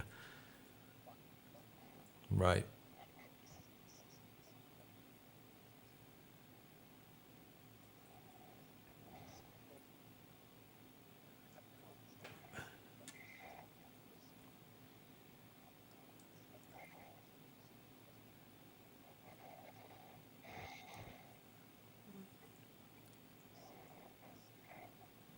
Right. C-Log 3, yeah. Or a CV.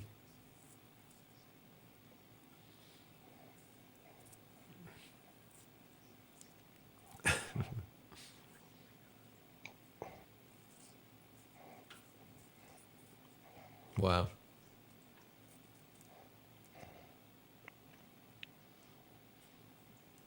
Right.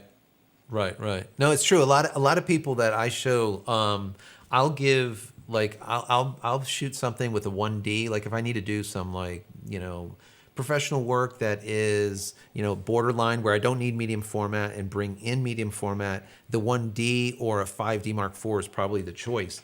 But many times I'll hand the camera over to them for them to review the image. And they start pinching and pulling the damn screen. It's like it's not working. Do you see? It's not working because you can't do that, because they're so used to, iPhones and Android phones these days, and they see a screen and they immediately want to go in there and start pinching and pulling, and it's like, it's not working, bud. It's not working. Just give me a chance. You let me know. I'll zoom into whatever image you want. But now, you take any of the RC, you take any of these cameras, and those back panels do have your pinch and pull and be able to zoom in by pinching and whatnot. So we're moving into that time, I guess. But yeah, a lot of these people, they don't know, they buy gear and they have not a clue what the gear is, which is bizarre to me, but it is We just definitely. lose Rob. Oh, wait a second, I think Rob did fall off here. Is that me? Is that oh yeah, he's in the other room. Let me go and move him back over. Hold on just a second. Let's see. He should be back over with us now. He should There we pop go. back. There he is. He should pop back in. I put a link on my community page for people to come over Oh, okay. There and you join go. us. Hopefully, Yeah, hopefully we have that'd be great. I think it's a good conversation that we have, and I like that. So I like Stuart's very much so. He has a lot of lenses over there. He knows his macro. He's got a lot of and then you're on the Micro Four Thirds side of things and then I do a little bit of everything. So it's a good conversation. I think. Let's go into some of these questions because I feel like we've neglected some of them. Let me go back up in here. Let's see. Jasper says, have you seen detailed leaks on the RE Alexa 35mm rather than chasing the higher resolution? They developed a 4.6K sensor with 19 stops of dynamic range, low light detail. I have not seen the RE, what they're doing with that. We do shoot reds sometimes. Matter of fact, we just went from in one of the places that I work. They went from EV1s now using FX9s, Sony's, and then I have another place that does use REs because they just you get it. An RE is an RE. I mean, and the reds are the reds. I mean, you're talking about really good, but I have not seen that. But 19, think about that, guys. 19 stops of dynamic range. We're sitting at about 14 and a half to 15 for most of these cameras. 19 stops is amazing, and I like that they're looking towards the stops of light and dynamic range more than the actual sensor. So that's sensor size. So he also says, do you think that the mirrorless should also stop the resolution war for video and work on better dynamic range and low light performance, color, and detail? 110%. Guys, you guys weigh into this. This is 110% fact, right? I upgrade my camera because I want better quality, not better resolution. Yeah. I want better ISO performance, better dynamic range. I don't need a 50 megapixel camera. Yeah, and sometimes the files are so massive. I mean, I've been doing some 4K stuff. Most of it is 1080p, but even sometimes I'll do a multi cam on this setup that I have here. We're looking at like 18 gigs on like the R, another like 13 gigs. I'm talking about like a 20, 30 minute, show. Another 20, 30. So like 50 gigs plus like audio and then all collateral materials that go on top of that. You're looking at anywhere from, and then that's not even actually doing the whole ripping and, the actual building of the show and then putting out the main chunk. And then every bit of 70 to 80 gigabytes per show that I do. And I now have like 750, I think, or so in the can, something like that. So you do the math. It's a lot. It's a lot. And, if you don't need to shoot 50 megapixels, don't. There is a setting on your camera. If you don't know about it, get in there and shoot more of a crop or more of a lower res. You could do a light version, for example, of RAW that will be half the size, and you still will have all of the functionality of RAW. So you don't need all those, all that size if you don't need it. But again, it all depends on where you're delivering it as well. I mean, Absolutely. if you looked at the, I don't know if you've watched my video from yesterday. I have not. Basically, I mean, last week I talked about how I've been out and I've been testing different setups and all that. I've got that much footage. I've slapped it all together for a video, and in there I got 4K. I've got 1080p. I got iPhone footage. I got 720p footage. Not one person has gone, whoa, what's wrong with this? Yeah, So it all depends on where you're delivering, because obviously you won't be able to deliver that to Netflix. So they'll tell you to get lost. Right. No, absolutely. So again, it all depends on your final delivery, where you're delivering to. Are you doing it for family? Are you shooting a family birthday party? You don't need the highest quality. You can trim that down a little bit to save some space. Are you giving to YouTube? Are you giving to Netflix?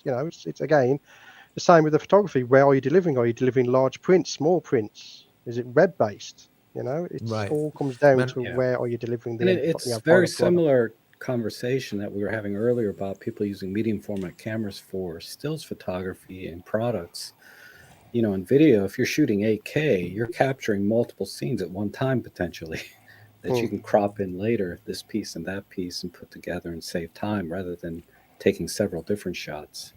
Yeah, and I always say that 8K or even 4K is really good to still deliver a 1080p video Hmm. because you have so much data that you can do.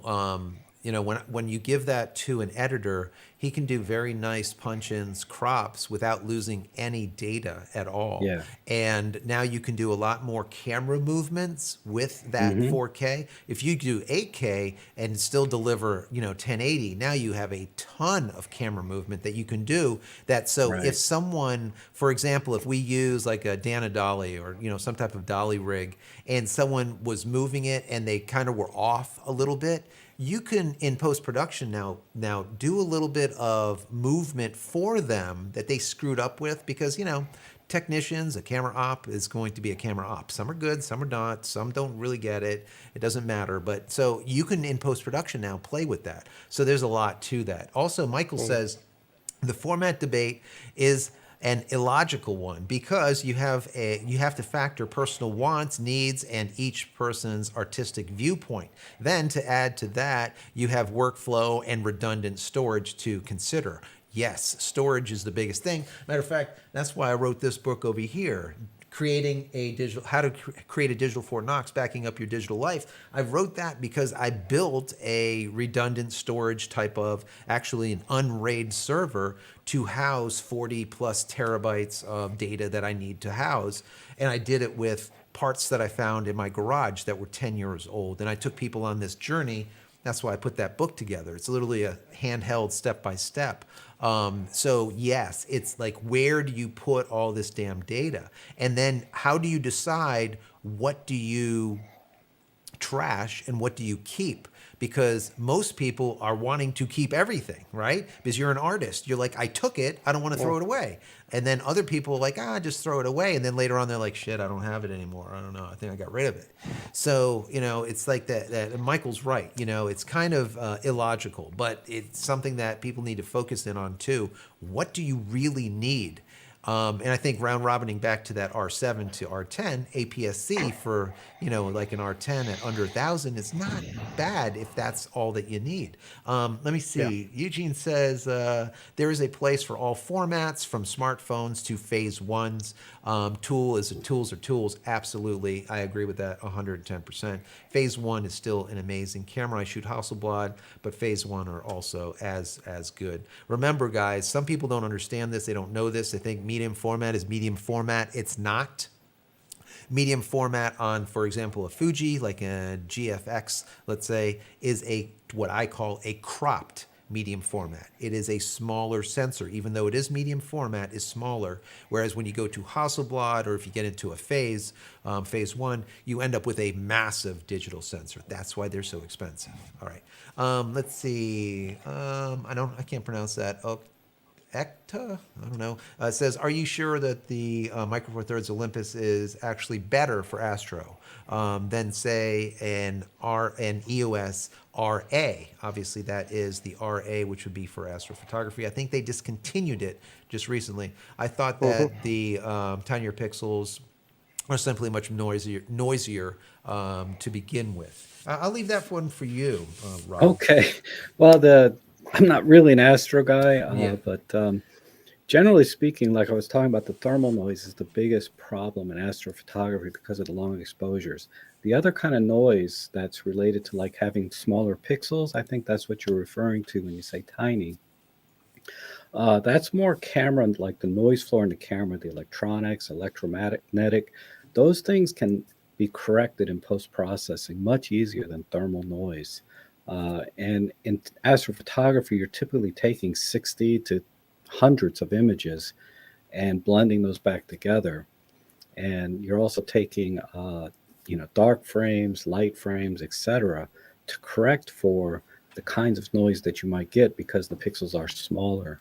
And that's a much easier process than trying to correct for thermal noise or heat, Right. which and that's why many astrophotographers they prefer the Micro Four Thirds format, and a lot of specialized astrophotography cameras that mount on the telescopes and things, they actually use the same sensor that's in the EM1 Mark One.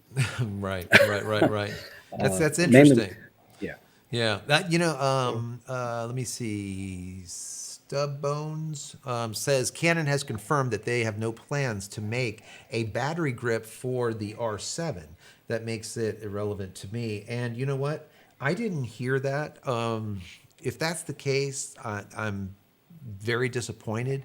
But bear in mind, if Canon doesn't make it, doesn't mean that it's not available through a third party. That's number one. But are they not making it because it's not possible? Because at the bottom, well, you can't see it here, but at the bottom of your camera, does it not have that data point? Now, if it doesn't have that, well, then, of course, then no third party is going to be able to build it either. So where is it? I don't know. I haven't really seen the bottom of If they the... don't do a battery grip for the R7, people are going to go nuts. I think so, right? I agree Yeah. with that. I'm going to bring up the R7 here again, and maybe we could see like an underbelly of it. Let me go and bring up my screen real quick. Let's see. Yeah, I mean, like you, you would think that they would have figured that out. I mean, all right, so let's see if there's some. Here's the R7 on their page. Let me see if there's an under. Of course, nothing. So yeah, let me just go down just a little bit, just in case we can see if we had a shot from the underneath, the underbelly. Here's a side view of the cards. You can see your two SD cards in here. That's awesome that they did that. Thank God. No, so we can't see it. So I don't know. I really don't know what the answer is going to be to that. But yeah, I agree that if they do not have a battery grip offering for either the R7, I mean, if they don't for the R10, I don't think it's going to make a difference. But for an R7 that's supposed to be a 7D replacement, they're going to be in a hell of a lot of hot water, in my personal opinion. Yeah, definitely. Yeah. Let me see. Eugene says, I tested the Olympus 150 to 400 f4.5 Pro lens 3 days ago. It is outstanding, totally unique, and so light compared to the older Canon 300 f2.8. I am very tempted, and I'm waiting to test the M1 first. So I actually have the Canon 300 f4. Let me just leave it to you guys for a second. I'm going to bring that over just so you can see what we're talking about here. Hold on, I'll be right back. Yeah, that 150 to 400, for people that don't know, that lens also has a 1.25 teleconverter built in. So it gives you an effective focal length, I believe, of like 1,000 millimeters, maybe 1,200. And the glass is superb. I mean, it's tack sharp. And when you get the OM-1 and test it, it's very good at the bird detect, and animal detect is excellent. You know, when I talked to the person that had the Sony A1, we were side by side shooting pretty much the same things. And really the only advantage he had specifically was, you know, being able to crop in, because he had 50 or 60 megapixels. So I'm thinking, but you know, like I said, when you try it, I think you'll like it as much as I did. It does all of the heavy lifting on the autofocus for subjects like birds and animals. Nice. Let me bring this up so that people can see this. So this right here is a 300 millimeter. This one is, let me see, is this a 2.8? No, this is the 4. So, I mean, you're looking at a, you know, compared to on a Micro Four Thirds, you'll probably find the exact same amount, you know, with something looking like this. It is a major, major difference. This right here, give you an idea, this is a 2.8, but this one right here is a 70 to 200 2.8, but it is, you know, look at the difference. I mean, Remember, this is f4 2.8. This weighs about 4 times as much as this top lens, right? Yeah. So you're looking, that's the problem when you're dealing with lenses that are full frame lenses. They are big and they're heavy. And it really depends. I talked to some folks on my channel that are retired. They don't, they don't have, they don't want to carry stuff that is so heavy. And what I've found is a lot of the people, they end up not wanting these big lenses and they don't want this heavy gear. So I don't know. I don't know, what the answer is there. I guess it depends on, where you're going. Is it something that you can handle something that big, or do you want something more tighter and compact?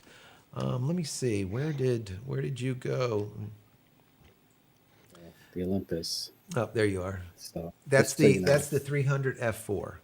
Yeah. So Yeah, you know what? Put yeah. your hand on there. I mean, hold up like your hand. You're looking at. Yeah. So it's about, let's say it's about a hand and a half, maybe, or so, Yeah, something it- like that. So I mean, it's not hard to small. say. I mean, it's not It's tiny. it's not tiny, but it's only a little smaller than say your Canon 300 f4, because the optics are virtually the same, right? They're both 300 f4s. The only Right. difference being is the image circle has to project is a little smaller, so they can make it overall a little smaller. Yeah. Right. Absolutely.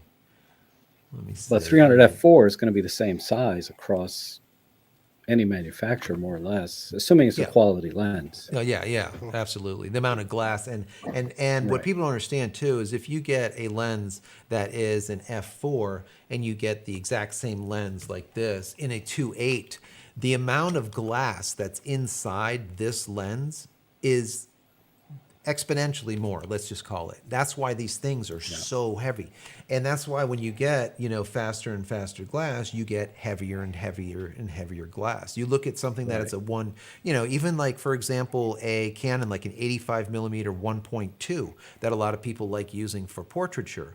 That is a beast. I mean, it's massive, it's not a small lens. So, it's not for the faint of heart. If you need something small and compact, I mean, Micro Four Thirds is still the way to go. APS-C is right there, right around the corner for the most part, especially with this EFS glass. Now, this right here is a EF. Let me just switch over to me real quick. This right here is this is an EFS lens that's on this R body. Now, this lens right here literally weighs, I mean, I wouldn't say like less than I'd say half of a pound, maybe, maybe 7 ounces or so, 8 ounces, the lens itself. And this is an 18 to 55. So, and this does, I think it's 3.5 to 4 or 5, somewhere around there. Anyways, we're looking at a lens that is tiny and extremely lightweight and very plastic. And if you look at the back end to it, you see that? That is plastic, right? You're not going to see that on one of these lenses, where they're. I've got the older version here. Do you? Oh, there you go. 1855. Let me see. Oh, let me bring you up so you can show that. Wee, wee, wee. Oh wow, yeah, that's even older than that. This one came in my 400D, I think, if I remember right. Oh wow. Yeah, and You obviously can, there's you can there's tell a by lot. how it's turned grey over the years, look, rather than being black. It's like an old car, before you sell it, you got to go around. It's got a patina on it. It's like, look at my lens. It has a patina, Yeah, and a lot of the lenses they put into these high-end type glass, it's mostly about correcting all of the aberrations and defects that might happen, with using larger glass to begin with, because they got to correct for chromatic aberration, coma, Right. all that stuff, and it takes a lot of glass. If you look at a lens like that's made to design the microprocessors, like a computer chip, that lens has like 40 or 50 elements in it, but it only has to, focus on a very small area. Right. Because Yeah. you can make a 500 millimeter f8, like those little mirror lenses, right? They're only this big. True. No, And it's they only true. have a couple lenses in them. But if you want a good lens with good focus, with very sharp details and smooth bulk and all that, yeah, you have to start tacking on lens after lens, spherical lenses, ED lenses, super ED lenses, HR. It goes on, and that's why a lot of the pro glass is very expensive and very heavy, because they, the design and the number of lenses they have to put in it to correct all of these aberrations is very expensive. And on Oh top no, of that, absolutely, the absolutely. polishing, and Yeah, that's a Stu. whole video by Oh no, itself. I know. Stu Bone says Canon 2 hours ago puts hi. We have no plans at this time for a battery grip for the EOS R7. So that is Canon, that. change your mind, because that ain't going to work. No, you better fix that, and you better hope that you put the data link on the bottom of that R7, or you're going to end up with a paperweight. So that would be a very bad day for them. But you know what? Camera manufacturers do stupid shit. Look, Nikon did They it always do. with the D750. They just they literally wet the bed, and had 2 or 3 recalls on that thing, and it cost them just a ton of money. So hopefully Canon didn't do something stupid like that. I mean, they do a lot of stupid things, but Yeah. we'll see what ends up happening with that. But thanks for reporting on that, Stu. That's great. That's horrible news, but I'm glad that you put it in there. Yeah, because Nikon Z7 was no grip and a single card slot. Right. And back to it's like Didn't they bring out a grip with no buttons on as well? yes, yeah, because it had no data point. I think it didn't have no. Yeah. It was the dumbest crap like ever, and they never did that again. Of course, And that was their. I don't have a battery grip for the extra battery. I have it for the ergonomics and the buttons. Yeah. Yeah, I don't care I need about it for the my battery, fingers. to be honest with you. You know, the little hanging Chad that I have here was when I'm in Florida. If you remember hanging Chads, well, this is my hanging Chad right here. I don't know. So, but let me see. Let's see. Now it said Rob's feed. I'm gonna have to go soon because the old ball and chain wants a dinner. Oh, okay. No worries. Yeah, actually, we're gonna. Let me see. We're in. So you have 5 minutes. We'll make it. Fine. Okay, 5 minutes. We're gonna make it even 2. Anyone else have any questions? Let's just jump right into here, and we'll just go through them. Let's see. Can't hear Rob anymore. Hopefully you can hear him now. Maybe. And that's when he dropped out. Yeah, that's probably when everything dropped. Let me see. Okay. Are these cameras better than the EOS RP? Joker writes, the RP is it's a very baseline camera. So, but it is full frame, right? So I guess it depends on what you want to do with it. I mean, the RP is like the beginning of everything. So, I mean, I have the R and I really enjoy it. So it just depends on what you need with it. I wouldn't love my say it's R. better. I really do like my R. I think I would probably The go only with the thing RP. missing off it that would make me upgrade was not on the photography side. The photography side, I think, is perfectly adequate. But on the video side, I would like 4K 60. 4K 60. Yeah. That's the only. Yeah. If they come out with an EOS R Mark II and it had 4K So 60, I don't care if it's cropped or not. So if you use like 4K 60. if you use a Ninja, I believe you can take 422 10-bit 4K 60. I think.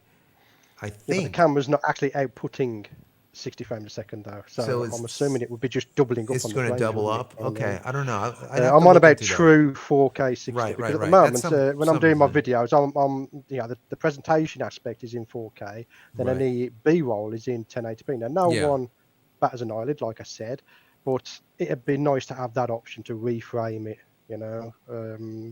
punch it in a little bit if I wanted to. Whereas at the moment, you have to get it right in camera when you do it 1080p. Absolutely. Whereas 4K, you got the freedom to mess up a little bit in 4K. You know what I mean?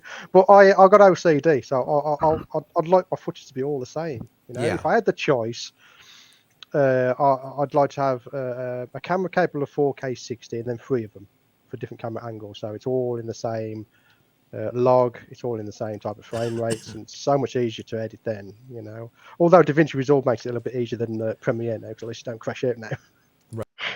You know, but yeah, that's the only reason. But and then you have to look at it, right? So my reason for upgrading or changing my camera on the video side of stuff, not talking photography, but on the video side of thing would be 4K 60.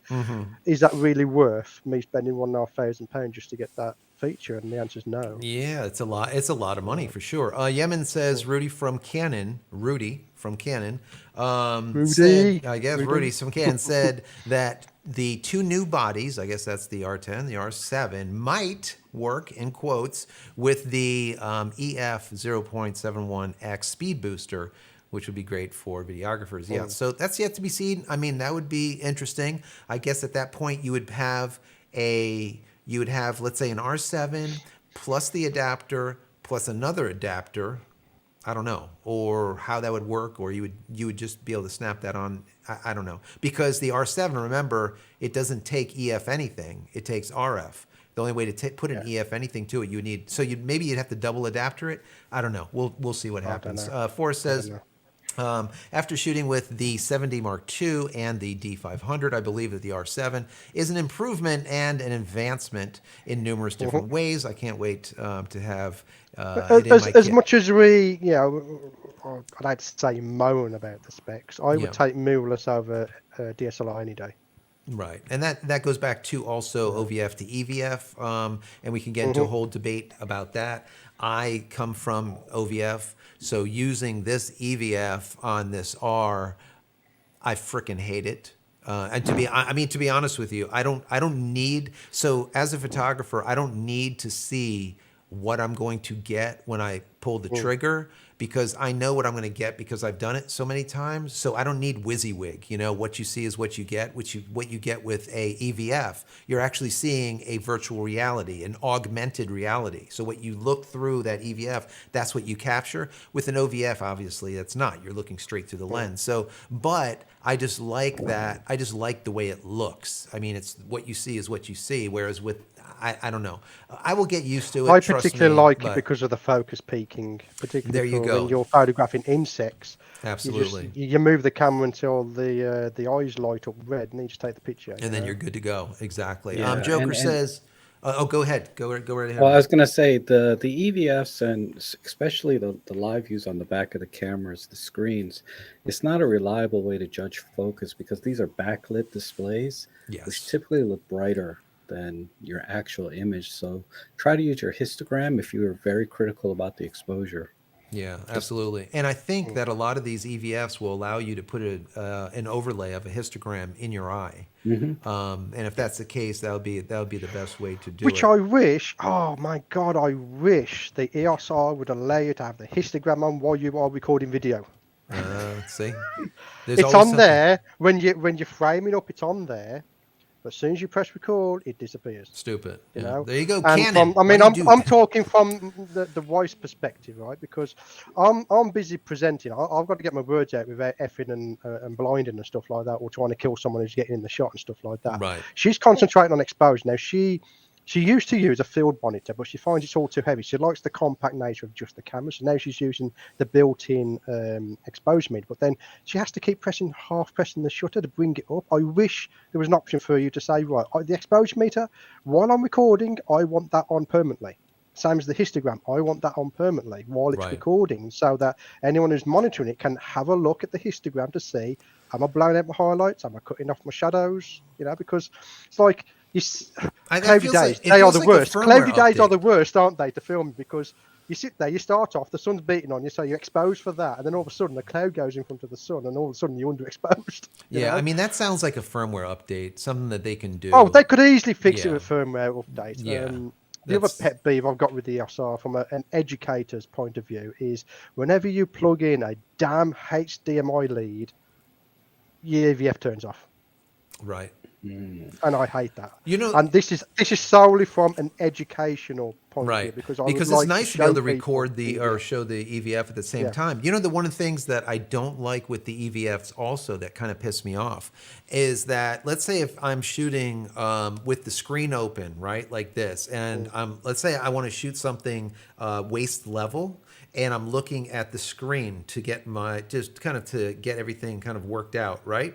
Well, if the camera is within about maybe 6 inches from my body, I know this one. the screen shuts damn off. It piss me off. And then if you go ahead and push it like about a foot away from your body, now the EVF will, and now the screen will turn back on. But it's like every time you're in here nice and tight, boom, the screen shuts off. I'm like, what the hell? I got to put it over here. I don't want to shoot out here. So yeah, there should be. We run into this last week when we was filming outdoors because you got your camera like that. If I can show the screen here. Yeah, let me go ahead and I'll bring this up too. Right, if I bring it in because I'm looking over, you see it turns off. And what it is, it's the light sensor here. Yeah, exactly. Okay, so that light sensor's there. So when you bring up your head to the EVF, it turns off the screen.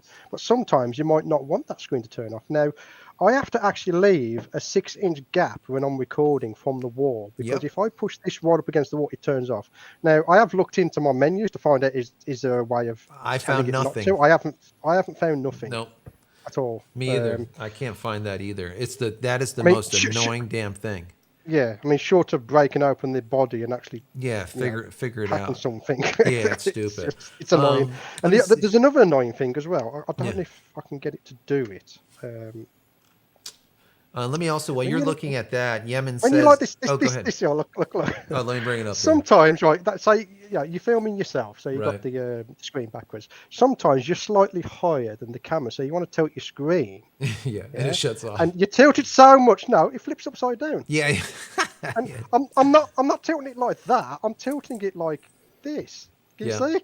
Yeah, just a little bit. It's so annoying. Yeah. It is so annoying sometimes. It's just like, come on. Yeah, it's ridiculous. I'm not saying to Canon you need to implement this or anything like that. What I'm saying is give us the option to choose whether we want it to turn off or not. Give us the option to have the histogram, not turn it off or turn it on. Give us the option. Now, I understand from their point of view, they might deem like, oh, you don't need this while you're recording. Give me the option to have it. That's what I'm saying. Same as when you plug in a HDMI. Now I understand that there's probably a reason why your EVF turns off, right? Yeah, give me the option to tell it not to turn off. I mean, maybe they do it to save battery, but some of us have the need to not save battery. Or it's plugged in, or the camera's plugged in. I mean, this sounds like something, guys, that the folks over at Magic Lantern will figure this shit out, and then we'll be able to like in 10 years or time. That is anyway. It takes forever. I know. Yeah, it just takes forever, doesn't it? Well, I'll just tell you real quick. The Olympus does have a setting so that if you have the monitor open, the eye sensor is deactivated. All right, I hate Olympus. And then when you close it, Yeah, you mean like when you're just have your eye open and you want to record? For teaching, I think he's saying for teaching, like if you want to actually record what your EVF is seeing, so that you can show it like up on a monitor or something. Oh yeah, it's like with this now. I mean, you got the Ninjas. There's also some third-party add-on. They're like little boxes. They're like capture boxes. What I could do is I could tape that to that side of the camera, or have it on like a bracket that I could have, plug that into the HDMI, and then when I'm out and about doing photography or even in the studio, I constantly record the EVF, and then when I'm doing the video, I can cut to the EVF to show exactly what my camera's seeing. Yeah, I do that all the time. You can't do that with Canon. Yeah, you can't do it with Canon because the bloody EVF turns off. Hit that up again. Let me go ahead and I do that all the time. So I'm showing what's in the EVF. Here's my hand. There you go. And this is actually one of my props I use for my classes, the bouquet of flowers. So what you're showing. Yeah, I can do that if I just put my eye up to the EVF. Yeah. Yeah. Yeah, I mean that's to Olympus just for that. Yeah, on the back of the Olympus screen, actually the histogram is showing. While I have it plugged into the HDMI. Oh, there's I love that. So that is really good. You can see there's a histogram right here while I'm plugged into the HDMI, so I can be recorded. Yeah. Right. Where you're patching in your EVF, and then I can output from that film monitor to record it. That's the only way I can do it. Otherwise, I'm over here photographing a jumpy spider, but I'm looking over here to my monitor to try and focus, and it's really hard. Oh, It's no. ridiculous. You know, No, it's yeah, ridiculous. they Yeah. need And to yeah, fix some of I have this. spoken to Canon about it, and I've complained about it, and their answer is no. No, they're not going to do it. It's They're just, definitely it's not going just to do it. no. Yeah. That's it. There's Well, I think no on a Sony, the live explanation. view and the EVF turns off, doesn't it? When you plug HDMI I think in? so. Yeah, I Not think for sure. everything is gone. They shut everything. Hey, Nature, for You know you, what? Rob. I am actually going to Oh, yeah, email my answer contact at him. Olympus and go, And you got an update? Because I want this Olympus camera. Yeah, you should. You should reach out to Try them for it. sure. You might like it. So listen to this, Nature. This is for you, Rob. It says, question for you, Rob. Does the focus speed drop much with the OM-1 when you use the 300 millimeter f4 No, Pro? not at all. The f4, it's a fast enough glass for the AF to get enough light. Right. And also the focusing motors are very, very fast. Then he had a follow-up about the 1.4x teleconverter. I didn't notice really. I did try someone else's. I didn't notice any difference in focusing speed. The only thing would be is it is gathering light at f5.6 now instead of f4. So Right. but the OM1 is very sensitive, very good in low light. I wanted you to answer that because people aren't going to sometimes view the chat after the fact, and some people will just listen to us and they'll be able to get the Right. answer. So what's going on over there? Oh, you two have YouTube channels, don't you? I mean, do you ever get contacted by someone to do a review and they don't even know what your name is? Oh yeah, But they go on about they watch a YouTube channel and they love it very much. We want you to do a review about a product that has absolutely nothing to do with it. macro. And I'm like, No, I know. You haven't even I looked get at the my most channel, come on. bizarre. I get the most bizarre requests that you even. I probably get about 4, maybe 3 to 5. I would say. Someone's per just week emailed review me, things, and it's just like, oh my god. Go ahead. about a review, and the very first line starts off with "Hello, Trevor." Oh yeah, because he copy pasted from the last one he sent out. Yeah, exactly. It's like, hey bud, it's not Trevor. Let me see. Let's see. Jeff says, JCristina said, are you going to do any test reviews of the Z9? So probably not, because Nikon won't send me a Z9, so I probably won't. That would probably be, for This is one of the problems I was talking about yesterday to a friend about, because some people asked me about the RF 100mm. When am I going to review that? I'm not, because I can't get hold of one. Yeah, you just can't get it. I'm bound to be asked about the R7 at some point. No, because I can't get hold of one. Because if you can't get it, you can't get it. I'm just about breaking even when it comes to the bills. So I haven't got the money to go out and even rent a 100mm or an R7. So unless Canon sends it to me, there's no way I can review it. And like I've said before, I seriously doubt Canon will send me anything, because we're too small of a channel for them. They'll send things to Jared Poland, Manny Ortiz, because they got a bigger audience. They don't want us looking at their gear anyway, because we tell the truth. Yeah, that's it. In fact, that's why I got this thing here. This is the IRIX 150mm. I borrowed it off them a couple of years ago. I did a review on it, gave it a good review. It's a very nice lens. But I went on their website the other day and found out that they got me as an ambassador. And so I sent them a strongly worded email saying, so how much are they paying we you? move all my images. I am not an IRIX ambassador, and I will never be an ambassador to any company, because unfortunately that means you have to use their equipment, and I don't want to use any single one piece of equipment. I like to move around. But on the end of that email, I said, look, if you want me to get you some sample images of my jumper spiders, send me the lens and I'll sort them out for you. And they've sent it over for a little bit of a sample, so I'll be using that coming up. Because this lens, I've got to say, this lens, from a macro photography point of view, has the best focusing ring on any lens I've used. Yeah. Really? Let me just get this out. Yeah, because here we've got this massive rubberized focusing ring. Look how far that goes round. Yeah. It's nice and smooth. You've got a locking mechanism on it, so you can tighten it all or make it really light. But it's also got a little notch. Can you see that notch? I'll see if I can frame it so you can see it. See there? So you can get your thumb onto the end of it and just twist it to fine tune it. Yeah. And I find myself in a lot of situations where I'm actually holding the camera like this, and my thumb is there wanting to do a little bit of fine tuning. You can see there, I can just Nice. twist it with my thumb for very fine tuning. So it is a very nice lens. But yeah, they sent me that because I moaned at them because they had me as an ambassador, and I said I am no IRIX ambassador, you know. Yeah, well, there you go.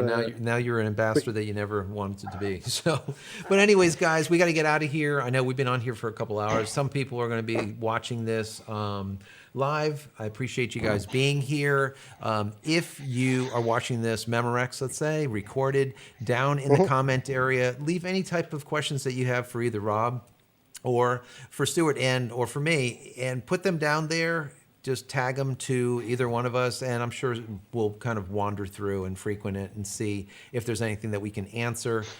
This was a lot of fun, guys. This was definitely a lot of fun to be able to talk about, what's going on with the new Canon stuff, and then of course have you on here, Rob, with the Micro Four Thirds side of things. And who knows, just by your positive feedback on the Micro Four Thirds and Olympus, we might see Stuart now pushing Olympus in short order. Depends if they send him one for testing. They've given me a yes. It's just a question of when I can get hold of the stuff, and I'm fearing that I'm that far behind in the list that I'll probably get it in winter when there's nothing to photograph. Yeah, you could photograph snowflakes. So I'm gonna push them a bit more. Say, come on, send me some stuff, man. I want to play with these Olympus systems. Yeah. That's right. That's right. Well, I'm very grateful you let me stay on as long as you did. It was a lot of fun for me too, and it's nice to meet some of your viewers. Yeah, it was a lot. So definitely go over to take a look. Matter of fact, in the chat window, put your YouTube channel, both of you guys, put them down there so that people could just click on them and go over there and subscribe to you guys, because there's, they can take a look at what you do. And it's not just my nonsense all the time. People get bored with me. They get sick of me, I'm sure, after a while. I get sick of myself. So, but this was a lot of fun because I wanted to see what you guys had, especially with coming in from another Canon guy, you Stuart, just having an understanding of what you feel for the R7 and R10, and I think it's very similar to what I think about it. And I think a lot of people talked about it in the chat very similarly and said, the R7 is not really a 7D replacement. It is that combination of a 7D plus 90D combination. But the R10 is definitely a Rebel replacement. End of story. Yeah. The problem that I have and the big question, and you guys can say what your thoughts are in the comment area below, is how will the R10 affect the Canon M series? Does it just basically solidify or just put the nail in the coffin and say this is the end of it, it goes away? Or will they continue to create the M series? What do you guys think? So in the comment area, definitely put that in there. So once again, guys, I'm glad you put your stuff in here in the chat. Thank you everyone for being here. Thank you, Stuart. Thank you, Rob, for being on. This was a lot of fun. Thanks a lot. Thank you. All right, guys, we're out of here. See you in the next one. Many blessings to all of you. Take care. Bye-bye.